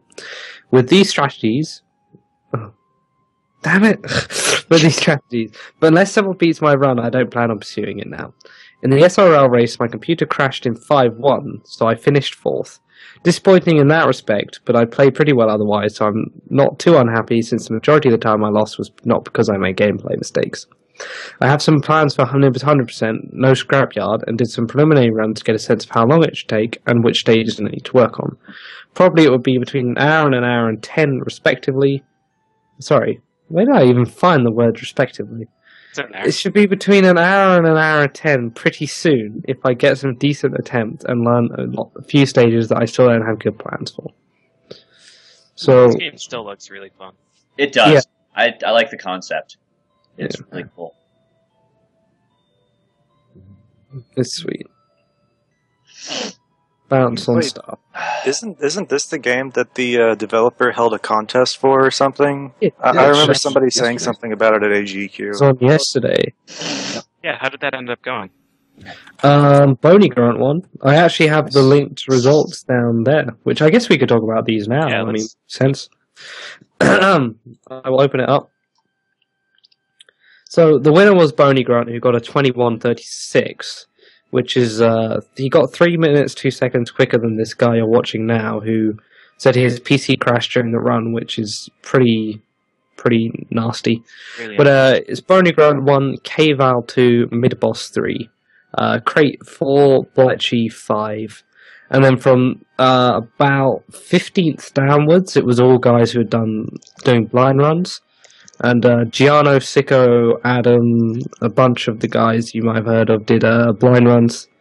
And only one guy forfeited. There were 33 entrants, so...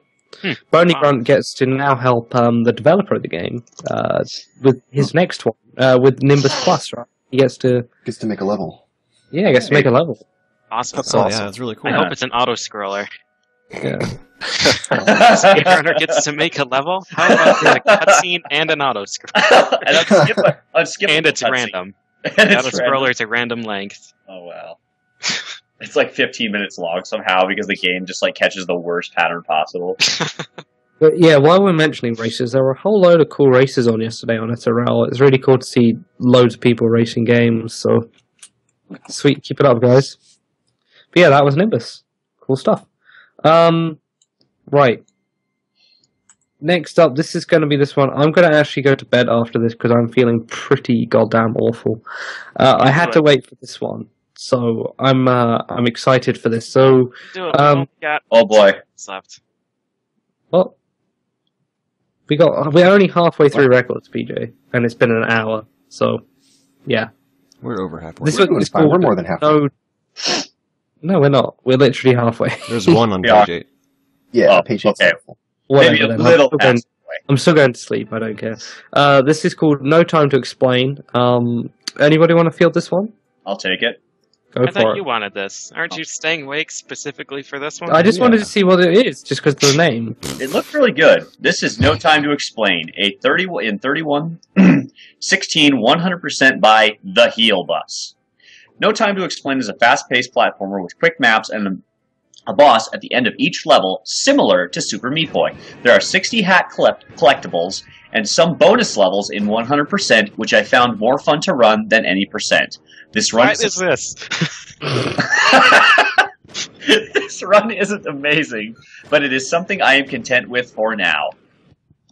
So so this is, I guess, a platformer, but the controls of it's mouse control, it looks like, and you click to repel away from where your mouse cursor is. Whoa. So this is like basically the most weird controls you could have for a platformer.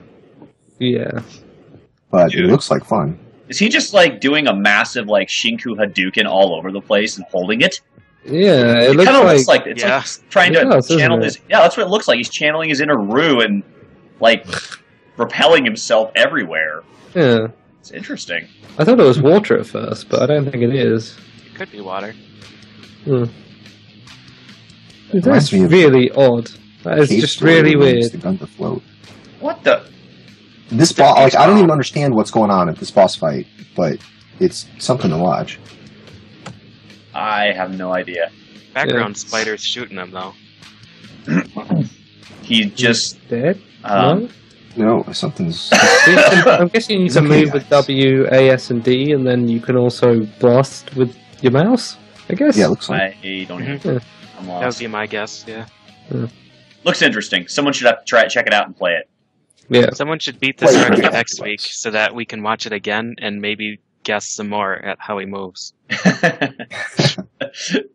Okay. So, awesome. Yeah, good job. Yeah. Mm-hmm. I actually changed my mind. I'm going to stay for a bit longer. You're a trooper, Flicky. But I still feel sleepy. Next up is Cube. PJ, I will take this one. Yeah. All right. So Tholon? Yep. Etholon. He's someone who may be on SGL in upcoming weeks. Oh. Once we can work out dates. By the way, in case you're wondering, he got a 29-minute run on the any percent category of QUBE. He has a comment here that I'm going to try and read. This run was pretty much perfect, except for kind of slow wires and a couple of 0.5 to 1 second mistakes throughout the run. My goal time to beat before this run was 29:10, and as you can see, I beat it by quite a bit. I could go for sub 29. I think 28:45 would be possible with some crazy optimizations and good luck, but I'm satisfied with this run and won't be doing any more attempts of this until I start practicing for ESA, or if someone beats my record. I can definitely recommend QUBE for speedrunning, and if anyone wants to learn it, I'd be more than willing to assist. Just message me on Twitch or the SRL IRC. Thanks for a great show, ESA hype. It's quite a long way off for ESA, so don't worry if you're not hype yet. There's plenty of time. Oh, I remember this game now. $5 on Steam, really? Pretty good. Yeah, Steam is having... Yeah, I remember this one. What the? This is the one that looks like an old, like a early era N64 game. And I was joking about you can probably just jump through the corner, and then he did. Yeah. I remember this game well. Yeah, it's Wait, what? Where am I?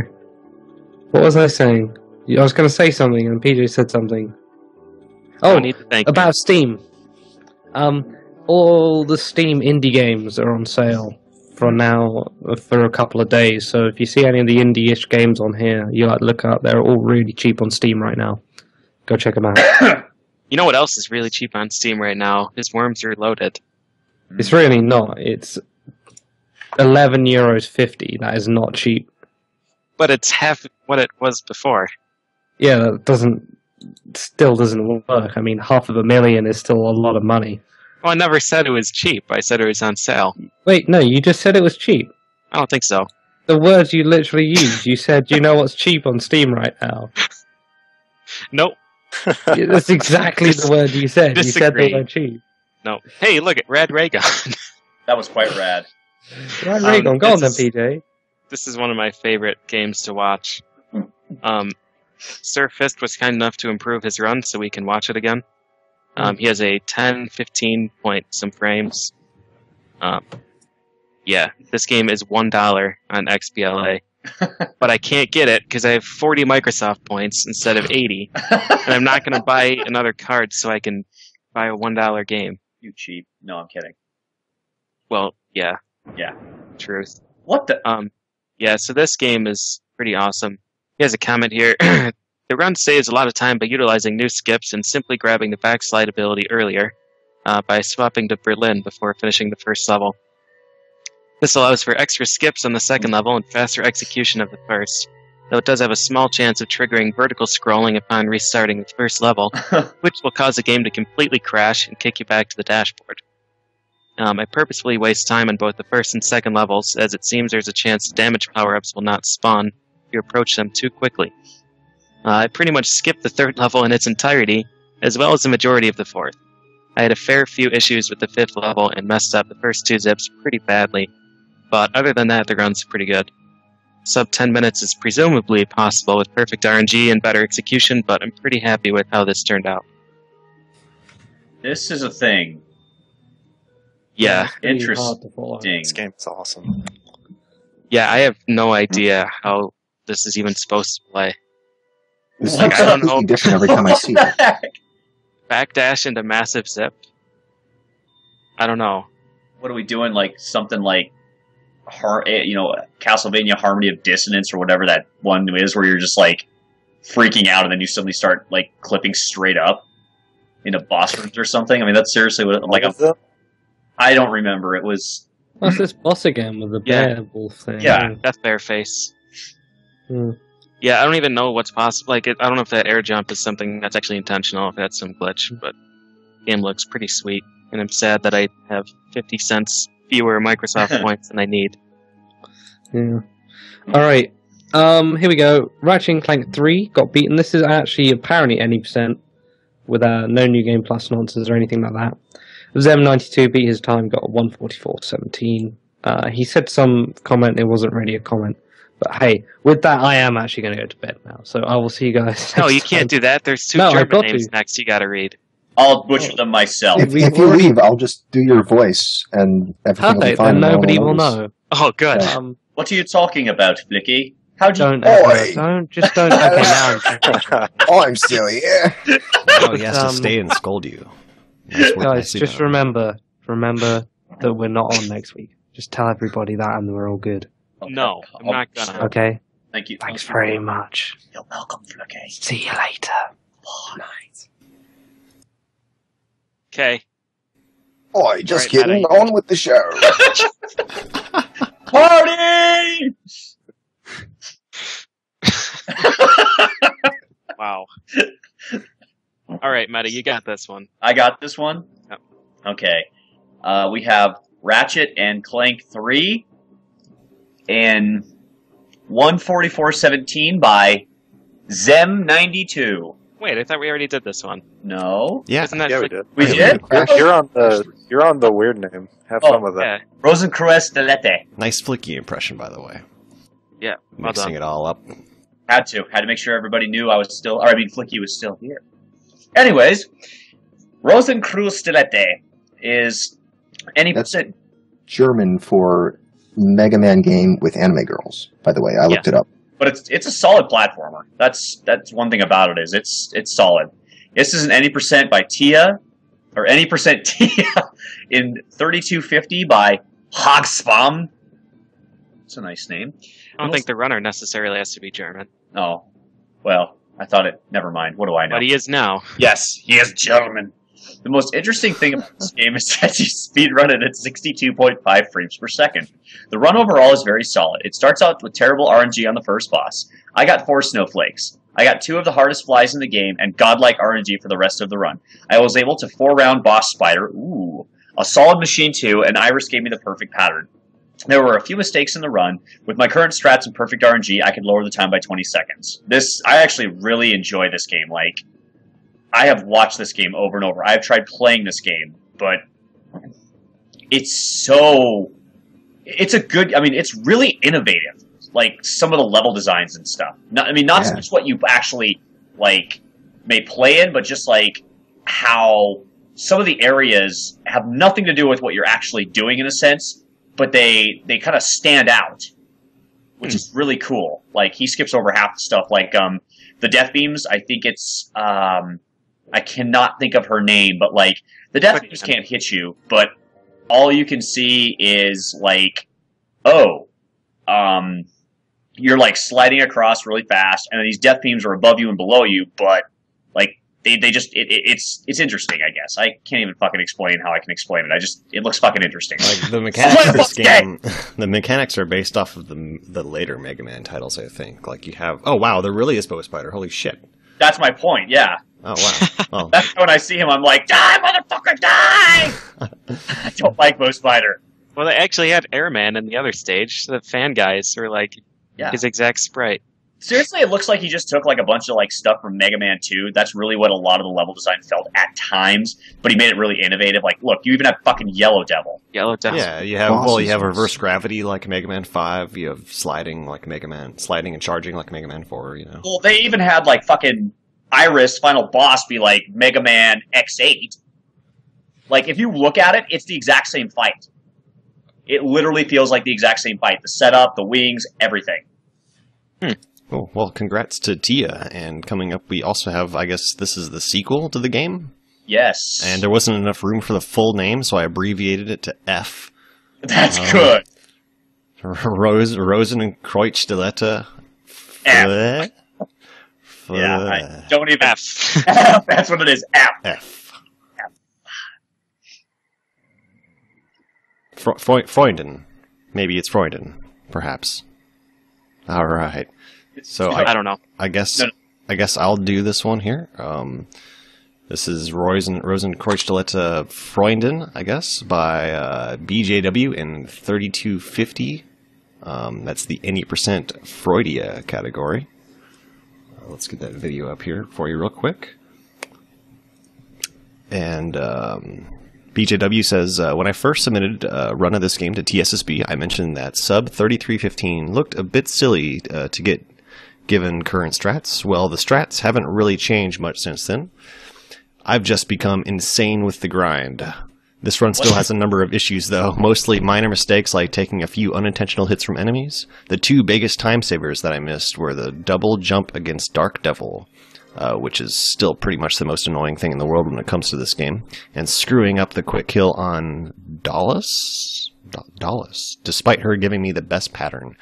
Other than that, this is a very solid run paired with very, very good RNG, so even though I know it's a bit improvable, this is a run that I can be proud of. Given my mistakes and the insane YOLO strats that I don't use, I would say about 15 to 20 seconds can be shaved off this time, but no more than that.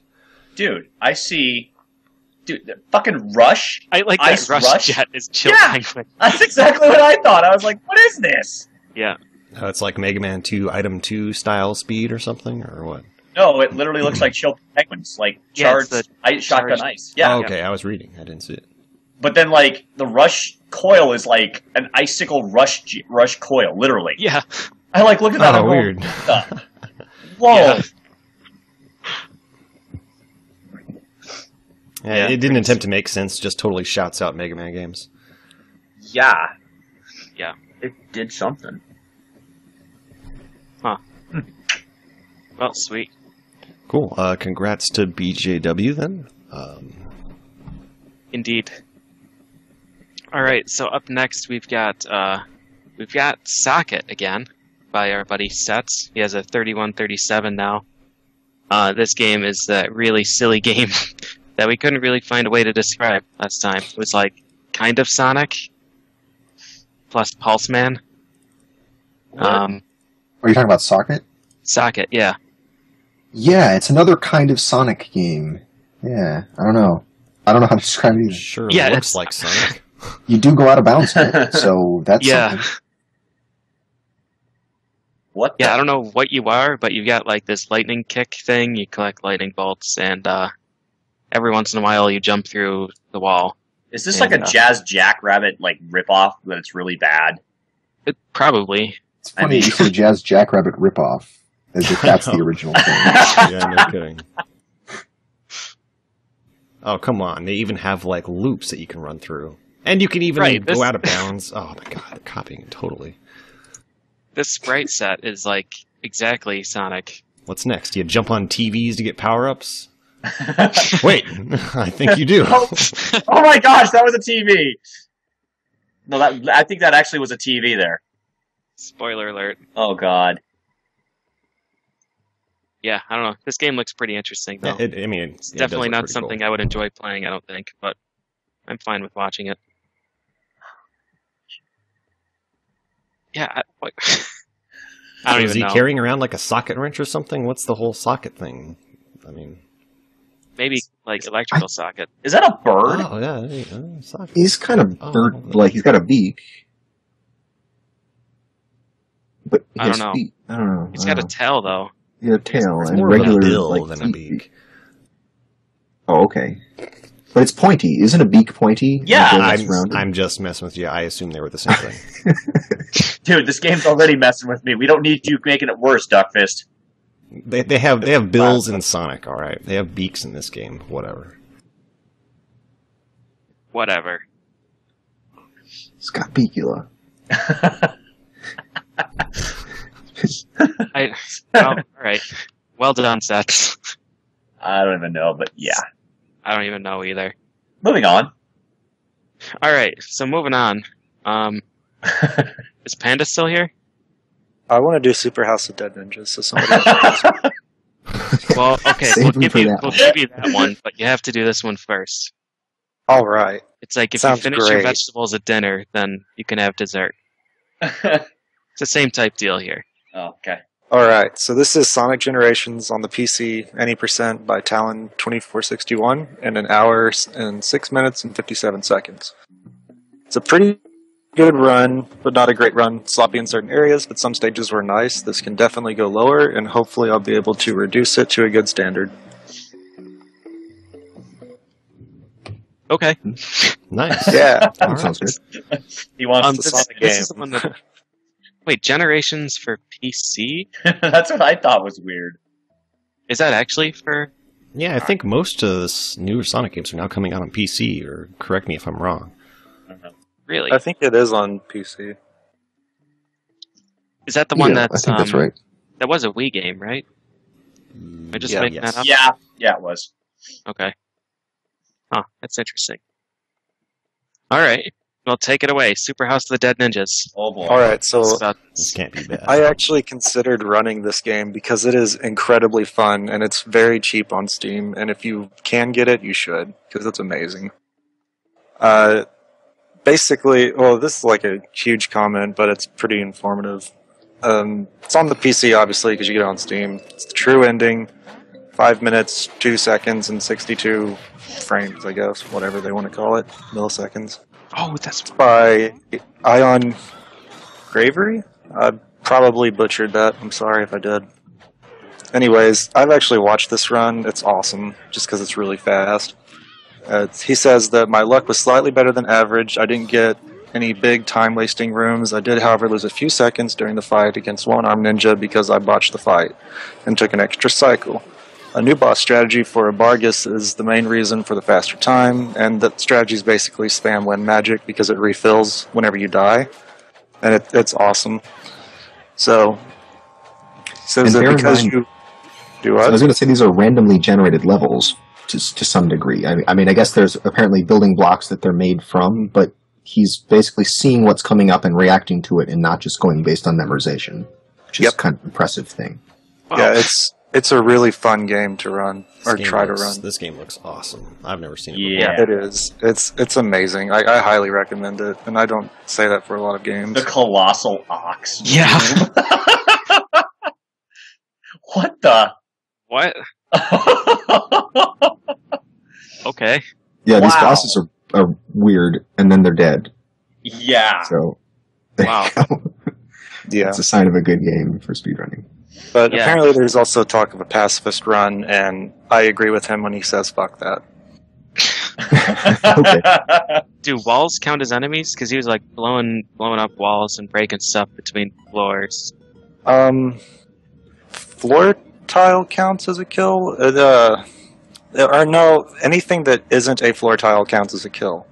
Okay. It's like if you break spikes with a bomb, that's a kill, and it's really Great. yeah. Oh. That thing that you're using to fall quickly is an attack, though, right? Yeah, if you just hold down, he automatically attacks. It's if you can get it, you should. It's a really fun game. Sounds like pacifist is a really awful category. Oh, it is. All right, moving on then. Zallard improved his Super Punch-Out run already Oh, wow. by like 4.7 seconds. It is insane. So the time to beat now is 2 minutes and 54.05 seconds. This is the all-circuit single-segment category. This run is just crazy. I don't even know how to describe it, really. What the? Peach So- is at a loss for words. Yeah. The most time that he saved in this is from the special circuit, which is the last 4 fighters. Narcissus Prince, Boy, and Nick and Rick Bruiser. And he gained like a load of time from there. Something like 10 seconds or something he gained in that circuit alone. And they are extremely random, and they've been causing him like all of his runs up until now. Like, Narcissus would give him terrible luck, and then he'd have okay luck on Hoy, but the next round would be reversed. So he says here that he tried to do segmented attempts of just a special circuit. So meaning like he'd just play those 4 fighters in a row and try and get the best time. And he said his best segment was 0.75 seconds faster than what he got in this single segment run. So that's quite a way to end the run. It's pretty unbelievable. So he's submitting this to SDA for sure. He says he may return to single segment attempts eventually to try and get better luck, but he's content for now. And I don't blame him. This is ridiculous. Like last week, well, his goal for a while was just sub 3. Yeah, those are some of his buffer strats. He intentionally misses some punches to set up like a frame perfect super punch. It's pretty sweet. So his goal for a while was sub 3, and he got like a 258 something. 258.75, I think, last week. And was like, alright, that's great, I'll casually do attempts here and there. And then pushed out this run. So, pretty unbelievable. Mad good job, Zallard. Wow. Congrats. Yeah. Big Mac looks like a little bit like Goku. Just a little bit. Don't worry about it. Okay. It's fine. I saw nothing. Alright, who's going to be our Zelda expert this week? Not it. What? Did you call it? No. It sounded like you volunteered to me. Yeah, that's what I heard. Oh, well, okay. I Alright, guess so. take it away. You got this. I got this. This is the Legend of Zelda Majora's Mask, 100% for the Wii. A time of 5 hours, 30 minutes, 40 seconds by Nope112. Yeah, he looks like he beasted this thing pretty dang hard. Did he get this recently? I saw him doing attempts yesterday, but then again, I think he does attempts all the time, no matter what. Yeah, But, I have no idea. Very possible. But yeah, he's And totally not as a crushing this monster. game. Always. Bringing that time down, yo. Bringing the times down. Yeah, his consistency is staggering. Like, he just doesn't miss. It's pretty crazy. Nice. All right. Yeah. Cool. Congrats. I see a lot of hype in the chat for Whiplash. Have any of you played this? I have no idea. I've never heard Whiplash. Yeah. Haven't we seen it on the show before though? This is the one where you've got your pet rabbit that you carry around with the chain and you use them to whack stuff. I don't think so. I don't even recognize this Xbox icon. Oh, has it been on the show? That's the original Xbox. Yeah, I remember. I remember seeing that clip. I don't know if that game. Whiplash, so strong, dude. All right, so Ruaki, is that it? Is that what we decided his name is? Ruaki? I don't know. It is now. It is now. Yes. He got a 24-minute, 7-second run. Any percent. This is the PAL version for some reason. So he's got a comment here. I apologize for the length. I originally wanted to get this on the record show, but I had upload problems. As you may have noticed, the time has come down a lot since the last time I was on the show. He says here, for reference, that was 1 hour, 35 minute, 38 second time. It came down by a little bit here. Do we have a clip for this? We don't have a clip, even though it says we do, but I will start playing back pieces of the main video. Really? Yes. What? Bizarre. Okay. Put simply, I found skips for the few things that stopped you from getting to the end of the game. That's a pretty good way to summarize it. The biggest of which is a second clip in the video. Well, you won't see that. Which skips getting all the keycards. So now I don't enter any levels in the game, I just run to the end boss. The problem this causes is that I'm massively underleveled, so I need to get some experience along the way, creating the biggest issue with the run now, RNG. The experience drop from enemies is completely random. Fantastic. And because of how the final boss works, the entire final boss fight is RNG, as I can't fight him the way I normally would. I think there's around 35 seconds of controllable improvement to be made, and a further 40 seconds of RNG. I want to submit if I get a low 23 with all the tricks. That sounds awful. Random experience from the enemies? Random experience? Who would do that? Yeah. The experience drop from enemies is completely random. DJ, that sounds like a game you'd love to run. It sounds like something that I'd make. That's exactly my point. Wow. Yeah, I don't even know. Huh. It's the equivalent of the boat scene. That's why it's in here. Yeah. This is the best mini game. Did he just throw his rabbit inside a grinder? What is this? Yeah, you throw the rabbit inside these pieces of equipment, and then it's one of those yank golf it ball out. washers. Just give him a shower. That's one of the golf ball washers. This is not turned into Game of the Week Secret of Evermore featuring animal cruelty in every game. No, the rabbit's fine. Yeah. You can tell because of all the flames and sparks. And then the way he just pops out like nothing happened. Yeah, see? Okay. He's No, okay. I believe you. I'm just saying.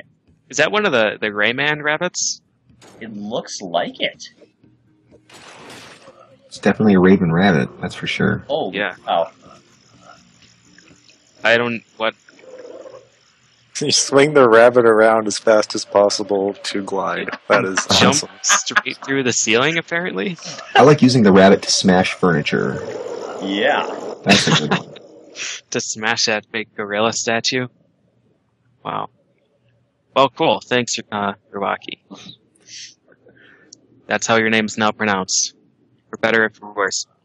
Alright, so moving on here. Oh. It's bad. Yeah, Kaide improved. Z-Wings Yoshi's Island 100% record. What? Yeah. He's got a What? 241.34 now. I know Z-Wing had a 241 before, so this must not have been too much of an improvement, I don't think. I don't remember what Z-Wing's time was.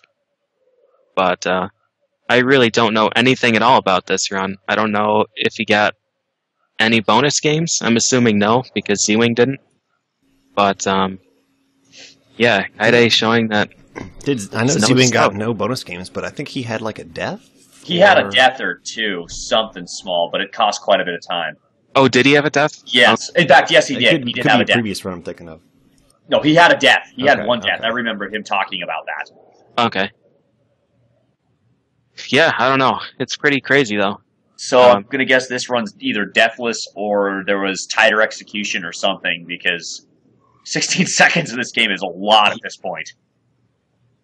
Well, yeah, it's a lot at this point, but at the same time, that's not. Yeah, I mean, not since too Ewing much. had a death, I mean, just take the death away and he's got the run, you know? So I don't think Z-Wing's going to give up on this. No. I'm not sure if Z-Wing's going to go back to it or not. Oh, okay. I know he's saying he wants to learn Wind Waker now. So I don't know if he's going to try and take this back or if he's just going to move on. But, yep, Kaide back on top right now. We'll see where it goes. Yep. All right, Fees, you want to take...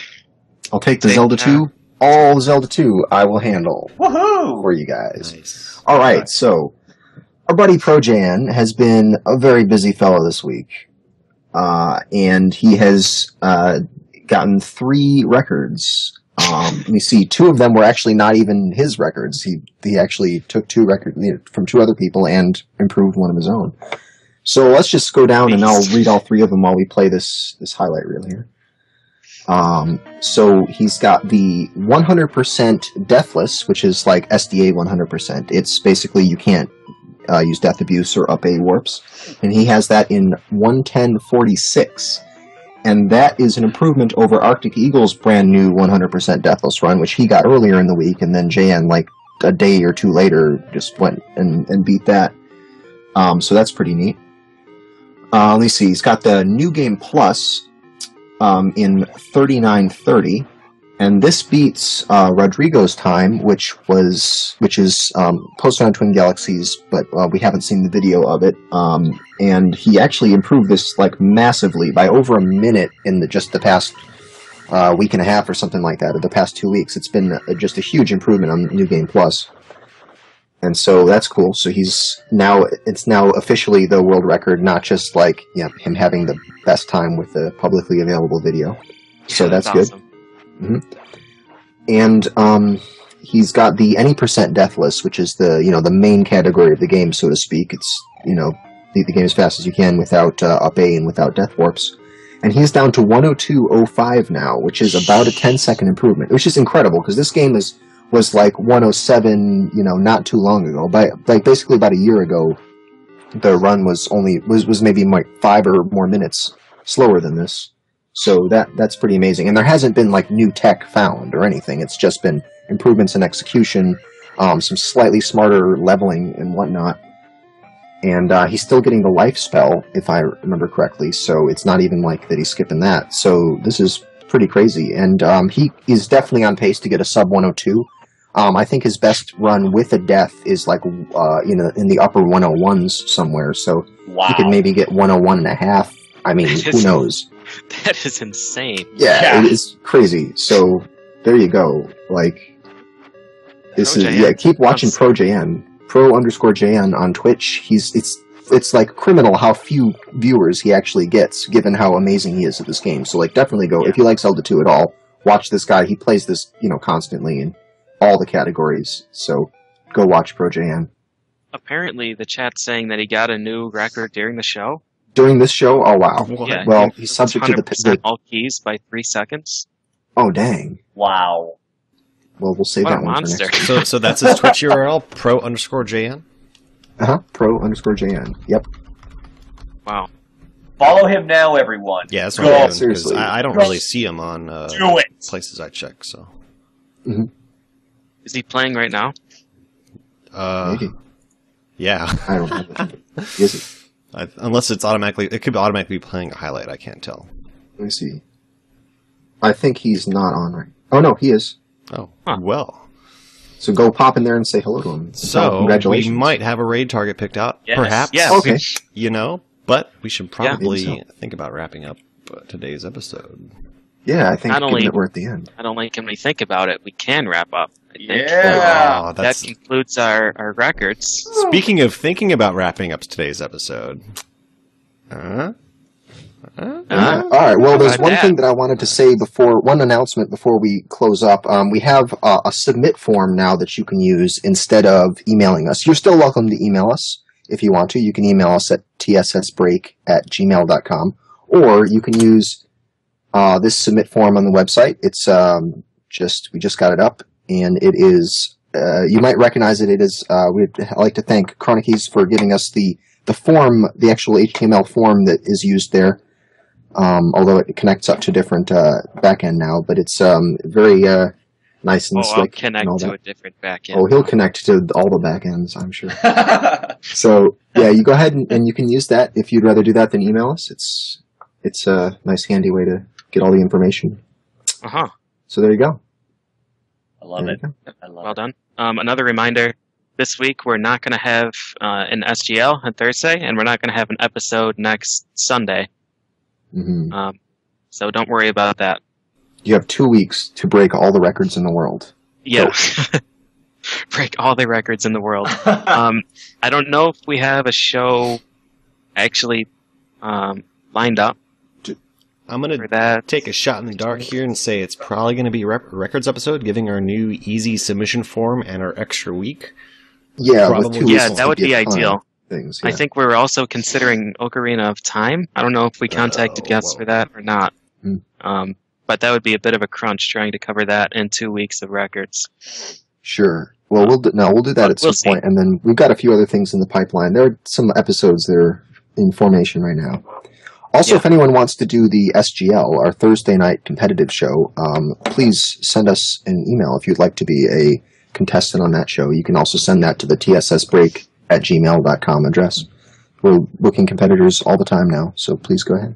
Yep, and that will be returning the week after, so right. April 4th, I believe. Yep, that Super right, Nintendo week. Yep. Yeah, Super Nintendo week. So spread the word, show up and have fun. All right, so with that, I want to thank our guests, obviously TheAngryPanda and Lemon, who's no longer here, and MetaSigma. Yo. Thanks for being on the show. Thank you for inviting us. Yep. Our pleasure. Yep, good job, guys. Do you have any shout-outs? Shout-outs? Yeah, I have some shout-outs. Shout-outs to the entire Secret of Evermore crew that helped me out, helped put everything together where it's at now. Without you guys, we wouldn't be this far, really. I mean, and all that, as well as the entire French community. Thank you guys so much for just always showing up in force and laughing and having fun and making the grind always worth it. So shout-outs to everybody there. Thank you, guys. Yeah, French community is great. Mr. MD is a beast. Well, I've learned this firsthand. Yeah. Sleep MD. All right, Panda, you have any last words? Shout-outs to Sleepy MD, that's for sure. Sleepy MD! All of C4L was absolutely amazing. Y'all guys did an amazing job there. I mean, I know that's already been mentioned, but that was really entertaining. Shout-outs to that special someone in the chat. Everybody knows who he is. We'll not talk about him, though. Aw, thanks. No, not you. Sorry. Shout-outs to PJ, though, for getting me hooked on ActRaiser 2, because now I'm playing that, and it is a very good distraction from SOE, because I almost burnt myself out on it. So tell me, how long will it be before you're basically going after PJ's record and saying, "I'm coming, PJ"?